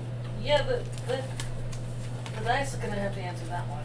And we'll let the dice answer whether that was persuasive enough. I'll give it a flat roll. You do not get advantage for that. That did not sound like a con man trying to get it to do something he I wants wasn't to. trying to con him into doing anything. That's what persuasion is. 14. Straight dice. Alright, you get a wisdom save, there's your difficult.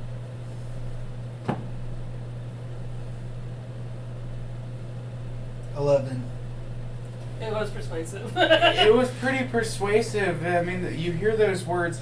It's not like it'd be the first time that you've done this. And you're like, yeah. You're starting, and you get that sudden frat boy look on your face of a keg stand would be cool. You know, like 2 hours before the keg stand definitely was not cool. Everybody who's laughing has seen it happen or been involved. Hi. No, it's speak. Uh-huh. I drank the 5th. Plead something else. I resemble that remark. They did a keg stand. I drank the 5th. There'd be a reason I go to Alcoholics Anonymous now. My party days were unacceptable. Mine weren't that great either. Mine were acceptable, but not by anybody else but me. Right. Maybe an occasional friend who was like, yeah, man, you're cool. Hi. Right? When he took me along for the adventures, it was cool, but anyway. So, Back to game. as they bring you this drink, you sit there looking in front of it, and you watch as the flame changes shape, and you see what looks like a little figure made out of fire dancing a ballet across the top of it. It could be the fumes from the drink going to your head as you breathe in whatever's burning off of this. It could just be a thing. It could be a play of prestidigitation by a smart-ass wizard for all you know. But it's pretty. It's like watching the Nutcracker Suite ballet on the top of your drink in all pink and fiery. So it's a nice ballet. It's not like something perverted or disgusting. Does it enchant him? No, I just Entice him with the quiet music is playing? in the Does back it of your suck head, him in? right as the last light of flame flickers out, you hear, "Drink me." Now he chugs. Drink me. I drink like half. Oh, take me deeper goes off in the back of your head. I'm not being raped by a drink. Come on, wait till you're done. Drink. I'm not gonna be raped by a drink, okay? I don't trust it. No means no, damn it. He's yelling at his cup now. Whatever was in it, it's got him yelling at his cup and telling him no means no, damn it. I'm not being raped by a drink. You heard, Ronin? It wants me to go deeper, whatever the fuck that means. I think it just means it wants you to swallow more. I'm not being raped by a drink. Or are you? Oh, God. No. How much of it have you already swallowed? Drink half. So then technically you've already been raped. No, that was willing, and then it told me to do more, and I'm like, no. Yeah, that one, I mean, At one point you're willing, then there's the line. So in other words, you drew your line in the cup at this point? And you're like, no means no. When it started telling me to go deeper, I'm like, the fuck, hell no. that's great. You want some? You sure it's pretty good until it talks to you. Oh no, I'm good. It's all you. As you look into the glass, it's a very interesting looking purple, like swirling almost pearlescent liquid wisp. Yeah. It smells like booze. No clue. Still not my cup of tea. It's his drink. I persuaded him to drink it. I'm not drinking any of It it. seems kind of a waste though. It does have a very nice fruity and musty smell to it. Yeah. Kind of like a what? I want to roll a persuasion on him and drink the other half. Okay, let's hear you persuade him to. You know you want to. Come on, it's fruity and sweet, and I know you like sweet tasting juices. That's not persuasive. Well, we'll see. That one actually, I know you like them sweet and juicy. I'll call that one a flat persuasion. You get a will save based on whatever his. That's a wisdom save? Yeah. Yeah, I'm fine. 15. I got a 9. You know you wanna. I'm gonna use intimidation to tell him no, it's his. Because I've already persuaded him first. And I drank some, and now I'm persuading you to drink some, and you lost. You gotta try this, man. I mean, it talked to me. It showed me a Alright, I'm ballet. gonna take a sip and then I'm gonna intimidate him to drink the rest. Yeah, yeah. That technically tracks. He was persuaded to try it. As you let it touch your lips, it is incredibly, sickeningly sweet. A little bit of alkali tingle on your tongue, Yeah. and then all you feel is alcohol burn. Yeah. Oh. So I took a sip, but I didn't swallow it. I'm gonna spit it out. And then intimidate him into And drinking that the rest. doesn't count. Yes, it does, because you asked me to try it. Told When you you to try take something- a drink. I did Not take a spit- Not drink. spit it out. I did take a drink. I just didn't You swallow never it. specified You never swallow. specified swallow. I shouldn't have to. That's I'm not a classy broad, alright? I spit it. Now drink your damn alcohol. Spitters or quitters? I'm Don't say in you're a wrong. different temple right now. Don't be quitter. Fucking loser. I'm gonna intimidate him to drink Okay, it. so it's your intimidation bonus plus the d20. You also get a wisdom saving throw. Would that be wisdom since it's intimidation, or would that be? What's the number? You gotta beat it 24, bro. Or not 20th, because then it's always a success, doesn't matter. Yep, it's 14 plus 10. Oh yeah, that's right. Wisp is intimidating as fuck. 17. Nah, I beat you. I got 24. You really feel like it might be in your better health interest to drink that drink. Nah, I'm not gonna be bullied into it. Oh, but you are. You lost by 7 points on the intimidation. Wisp is like this far from your face and says, now drink your damn drink. His teeth glisten and you can see some kind of meat hanging between one of the large canines and one of his front incisors. Some kind of meat? I knew he was eating food. Yeah, but this looks like much rawer. And like it's been there a while. I eat a lot of animals. Might have been that squirrel from a week ago. Possibly. Could have been that lamb, that like ham hock I ate when we were on the ship. And Could have been lamb chop who tried to get me to sing along and I just devoured her. you shake and take that glass up to your lips. And you hear it go, yes, drink us. What do you do? Just whatever I have to do.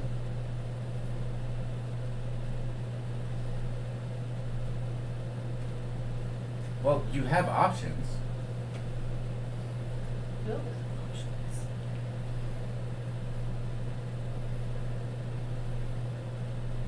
Not really, not if I was intimidated in doing You're it. intimidated into putting that cup to your mouth again and drinking from it. Whether or not you have options beyond that. Yeah, there are other things you can do and not do. I'll just drink it. How much? I don't know, whatever's left, I guess. Okay.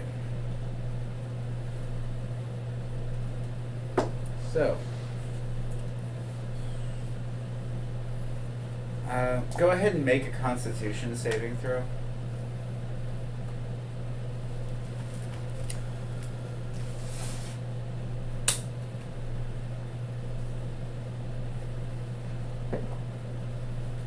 Eight. What? You feel the My Constitution's a +1, bro. Oh, dude. I got you. yeah, and you're not proficient in it, are you? No. So, you hear the voice stops as you touch the liquid to your lips.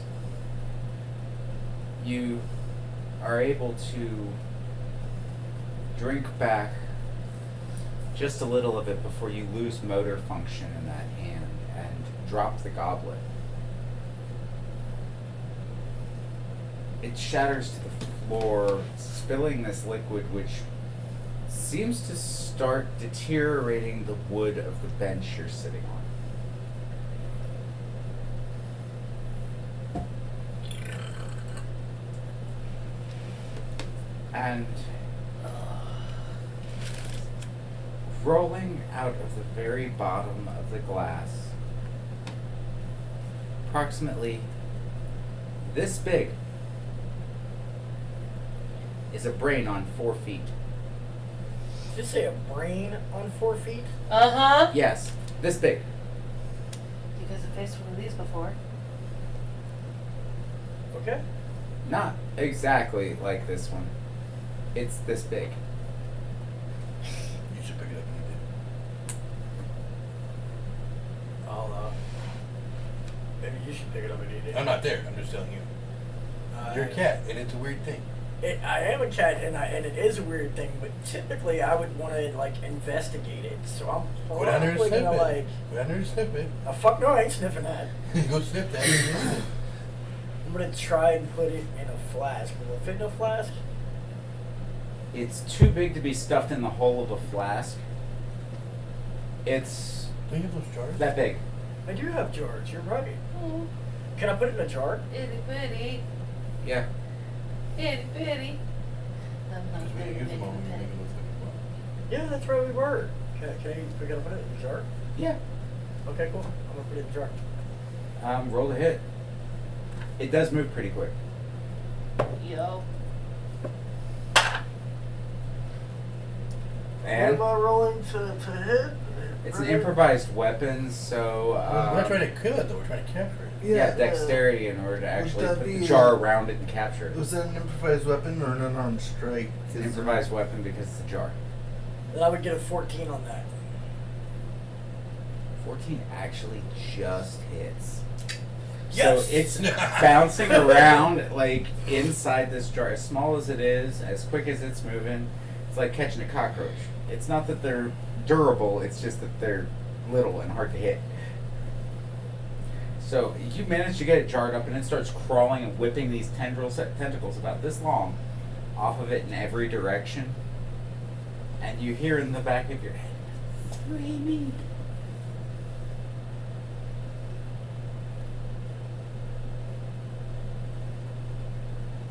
It starts digging at the tablecloth top. Where do you want me to put you?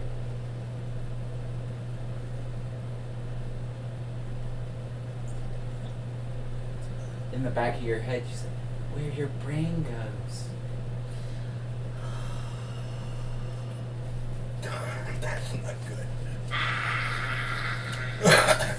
And I'm not here to be the voice of reason.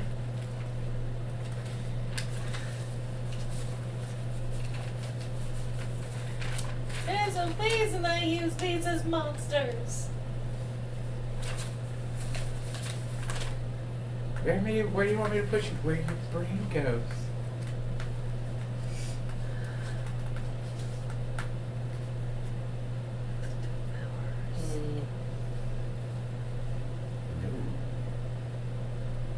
Worse. I mean, This one's technically, adult. technically, where my brain goes is where Galactic space hamster. The size of the being determines the size of the intellect devourer. It's got an intelligence of 13 and it's this tall. That's adorable. God.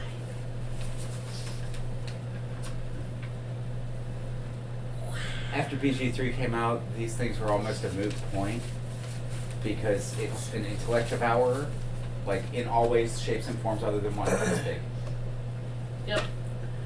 So I'm just gonna take and put something heavy on top of the jar and then walk away.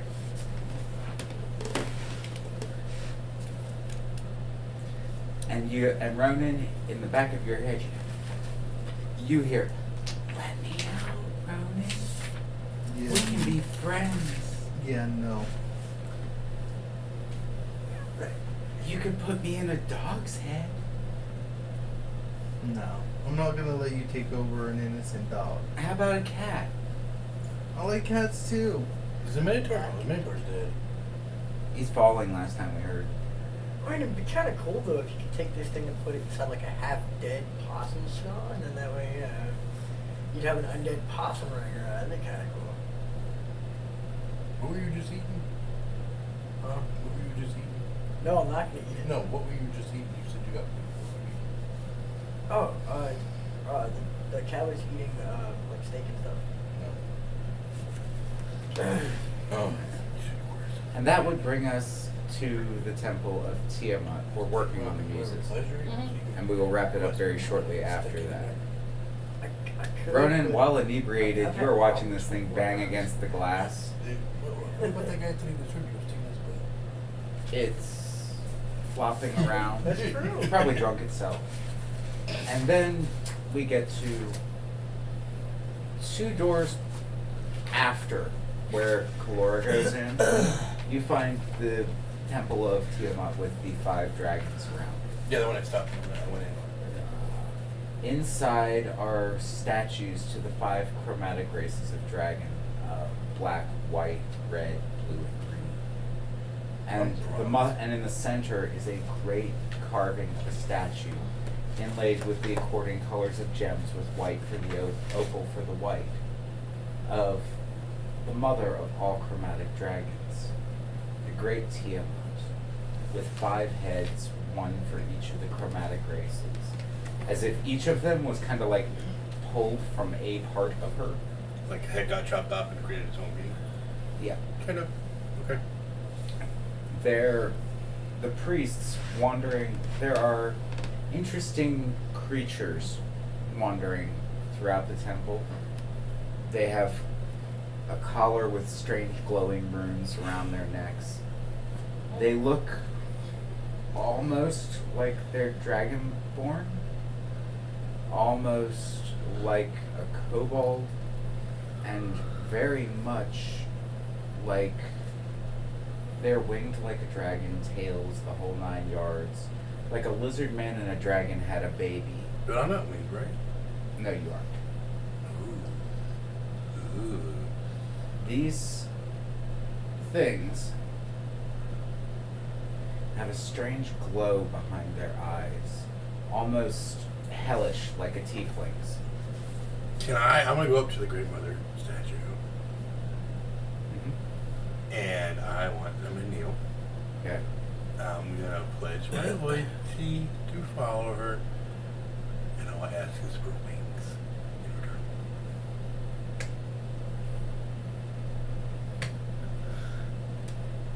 What's no? Wow, she can't do that. That scared the shit out of me. Right. I want to take back everything I just said now. I want to take back everything I just said. That look on her face. Okay. So, this is how this is going like to work. that. Right? You're like, no. What Go I ahead did. and roll. Let me hear that prayer.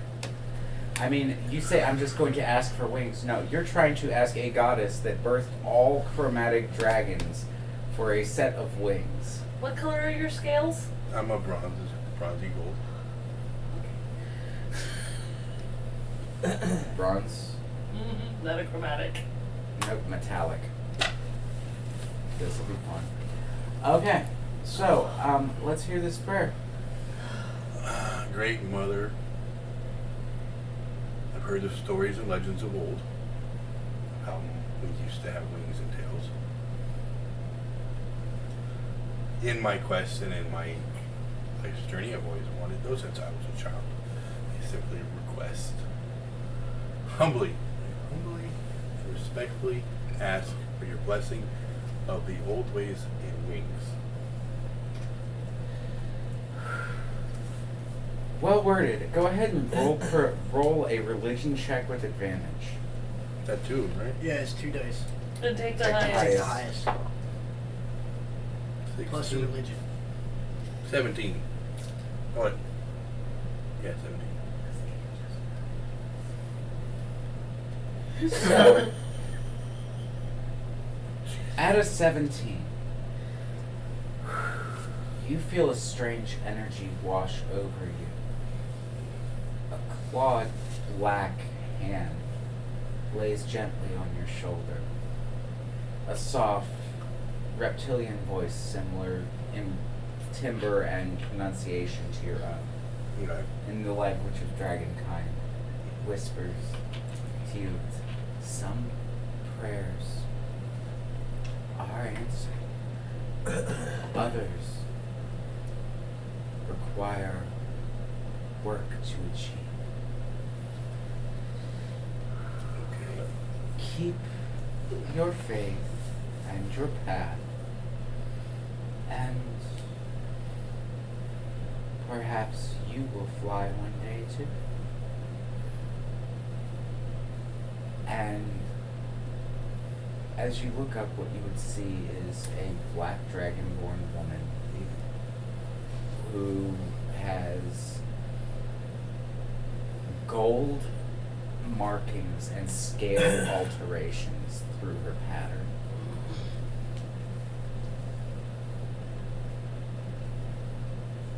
And as she smiles at you, I mean, it's obvious that the scales are just that way for some reason.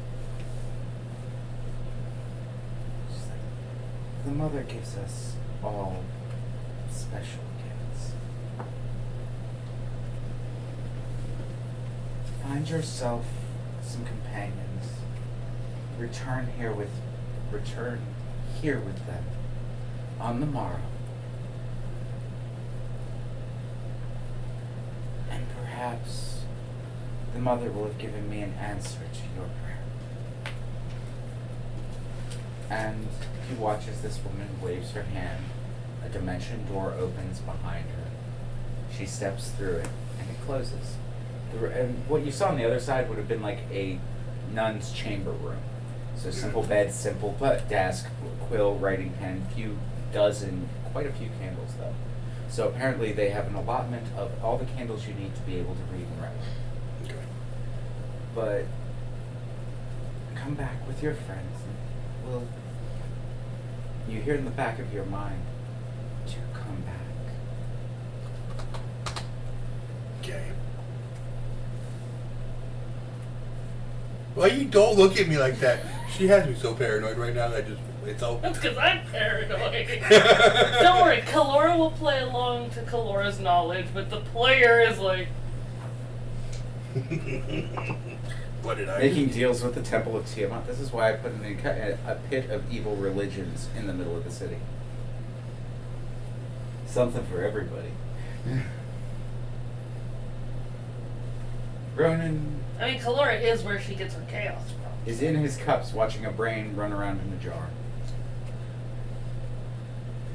I figured I would have already, like, after I put the lid on the top of the jar, or the weight on top of the jar, I was going to start heading out to try and find Torn. It's been long enough that you track Torin right to the front of the Temple of Tiamat. Okay. Kalora's sense stopped prior to a more Before you got to me? before you got there, it stopped and turned into a different temple, one that you were assuming they were talking about going to visit. Yeah. And Torin, what are you doing after you got your answer? I'm gonna spend a few more words in reverence. I'm gonna get up. And I'm gonna do it like kings do. I'm gonna get up, I'm gonna stand up, I'm gonna back up, facing the deity. And about 10 feet, 15 feet back, then I'll stop and turn and head out the door. So, as you would be reaching the door, Wisp, Torin opens it, stepping outward. I need you to make a dex check to make sure you don't get bonked with the door. Difficulty is going to be like a 5, but I just need to make sure you don't fail. I'm not always out to hurt people, and there's some shit that has to happen without combat in towns for the bad shit to happen. 15. 15? So, as you go to reach for the door to pull it back to open up and go inside, it pushes open and you see Torin coming out with a step of kind of determination and a humble reverence about them. What did you do? No, really. Just pray. I'm gonna take and hand Torin a platinum to give to as a Offering. yeah, as an offering. I'm gonna hand him a platinum and be like, here, give this to your goddess as an offering.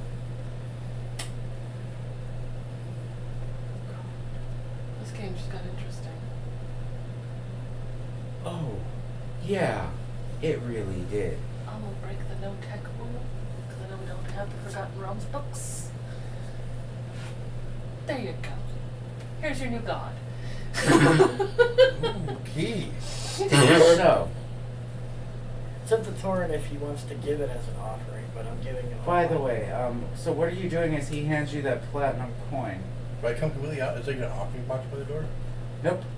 The only place you could see where you could have made offerings would be to talk to a priestess and give it to them directly. Well, since he offered that, then I'm gonna take 1 second. I'll be right back. Okay. I'm gonna walk back inside. Quick turnaround. I need you to make a dex save. Me? Yeah, Yep. it's a platinum coin. Ooh, 60. There's a picture of a platinum dragon on it. So, that's a good thing. 16 is well high enough to have noticed this. It was base 10. The coin starts heating up in your hand the second it crosses, you cross the threshold.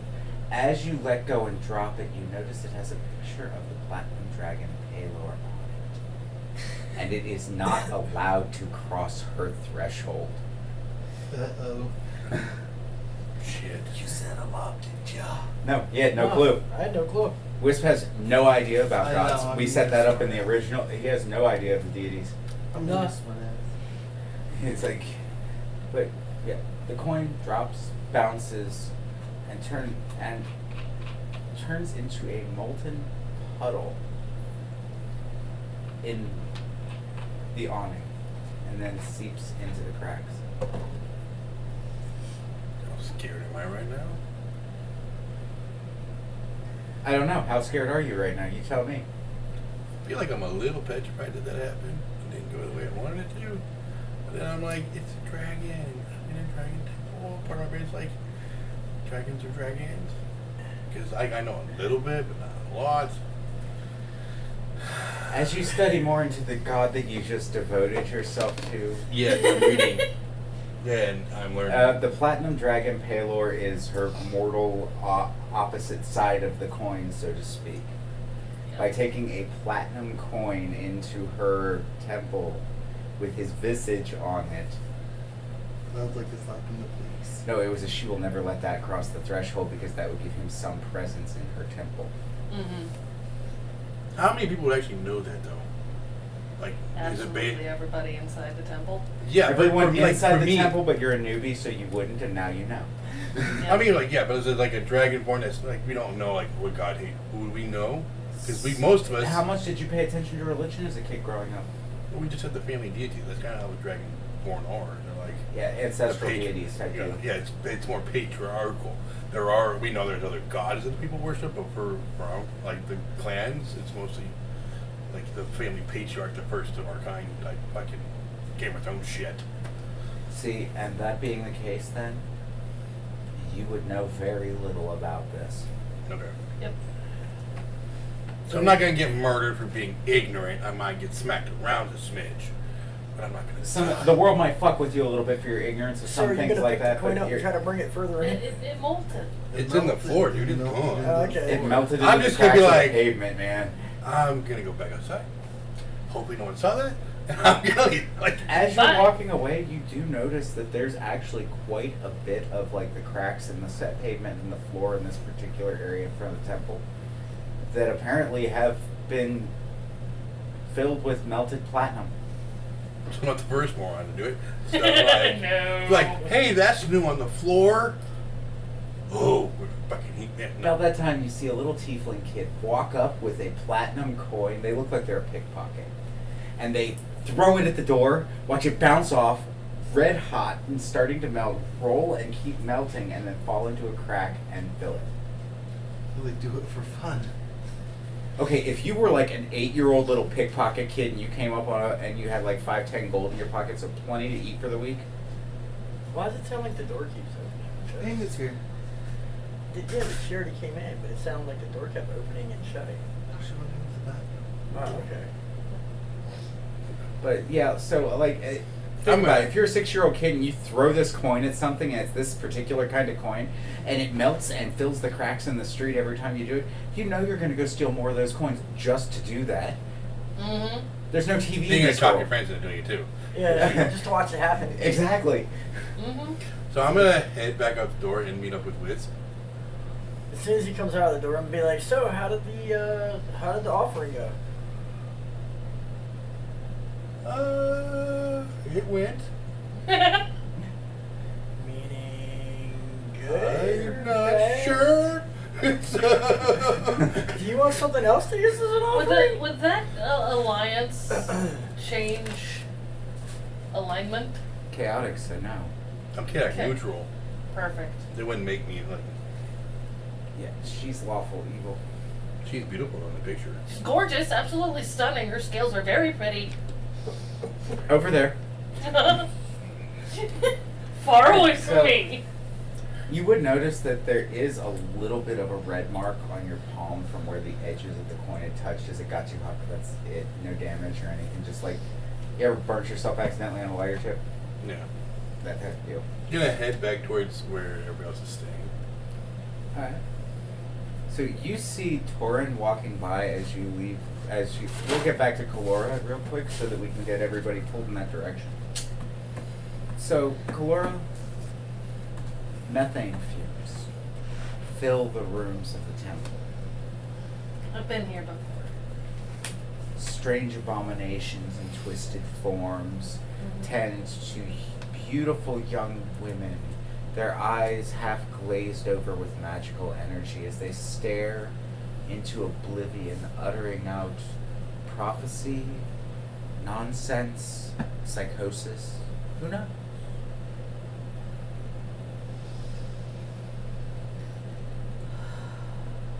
An aged woman walks up to you.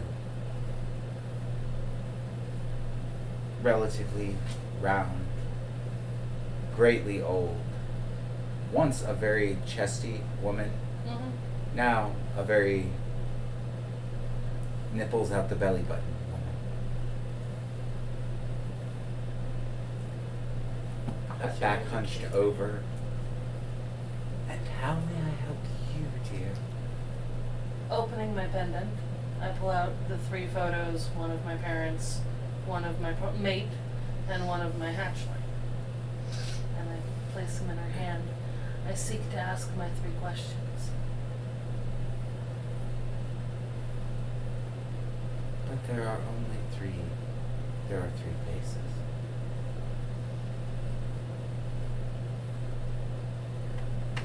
Who will you ask what? I don't think the microphone got that. Who will you ask what? No, it got it. Okay. See if I remember. Temple for Thanatos, it was Thessaloniki. It would be the second oracle on the far back in the pool of murky dark water. I'm gonna approach her and say, were the deaths of my parents, mate, and hatchling connected, or were they genuine accidents? And offer one of my crane feathers. She takes the feather, runs her fingers over it, runs it under her nose, breathing deeply of your scent. Takes the tip of the quill, spins it between her teeth, licks it,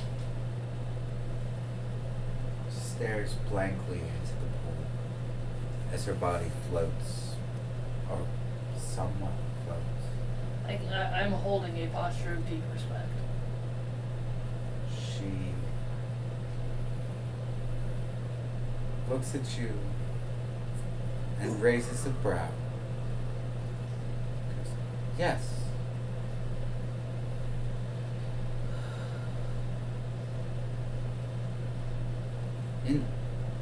The answer to both of those questions is yes. Yes, they're connected. Yes, they are an accident. You have shit luck.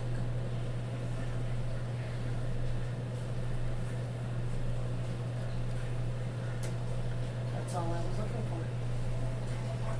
You have one more question.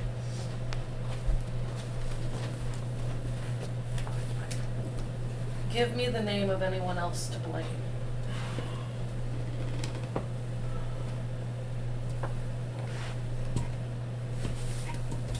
Deep willingness to take my own blame in the situations. In that way that only an oracle can, she looks at you and says, blame negligence. Blame disinterest. Blame mistrust. Blame truth.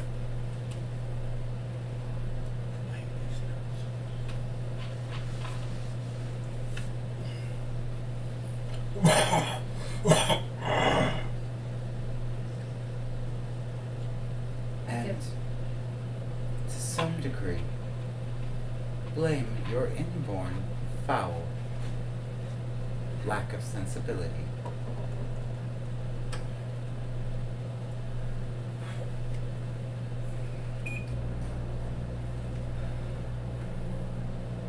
Oh wait, that makes sense on this. There we go. Taking a moment in reverence. Obviously, I sought information on the deaths of my family and the god of death himself whom we worshipped. Yeah. So, I'm not being lied to. That I'm certain of. No, you're not. And so, I'm taking a moment of reverent reflection. Offer up another feather as a gratitude and leave without making a fuss. As you leave, you see a slightly disturbed looking Tauren walking back towards the Temple of Ishtar with Whisp at his side. Not sure where Ronin is. But as you're leaving, they're coming up and you smell sulfur, chlorine, and coal.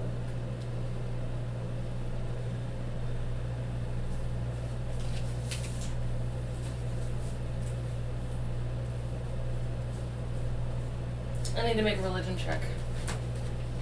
Yep, go for it. By the way, it is your fault. I know. We are wrapping this up momentarily.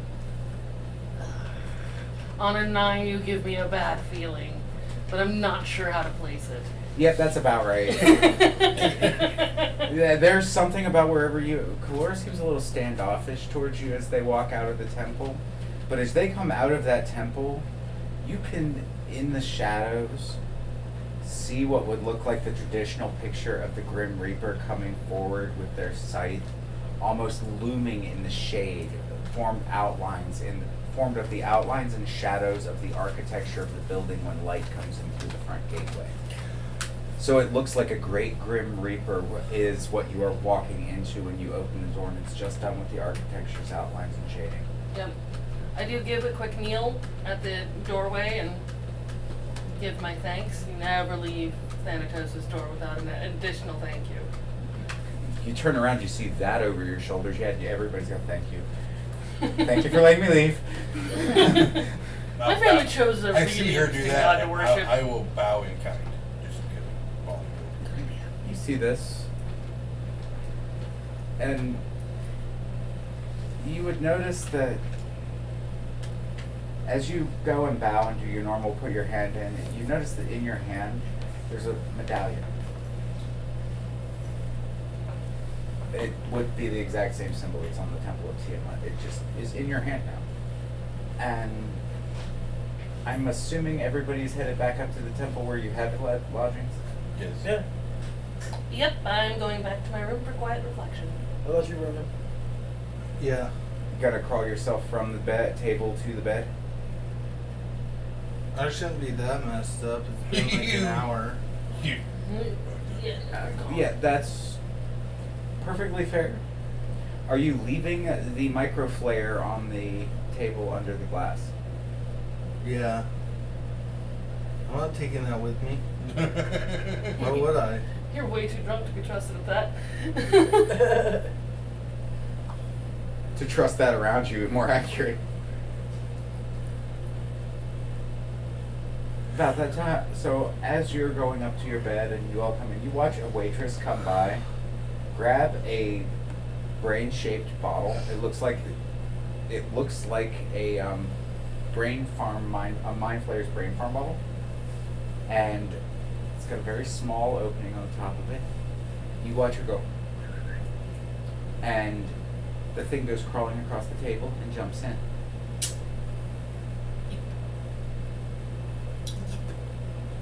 And each of you retire to very lavish accommodations.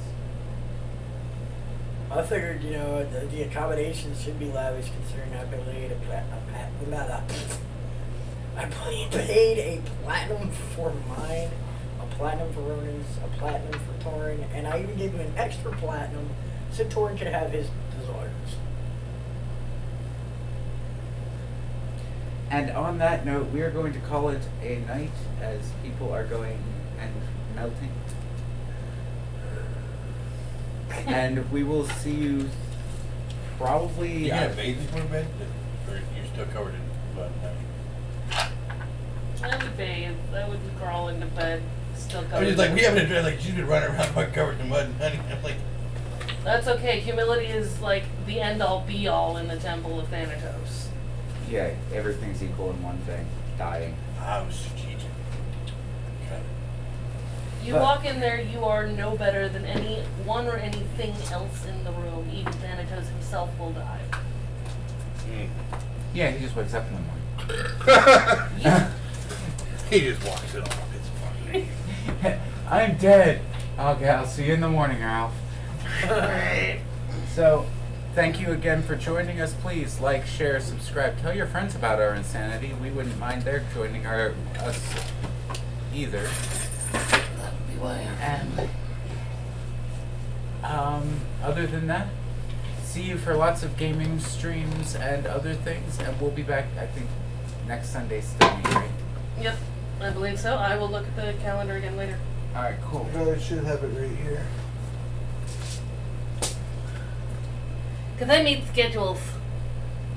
Because we need to be organized some of the time. It's nice that we can stream games by or more than one person.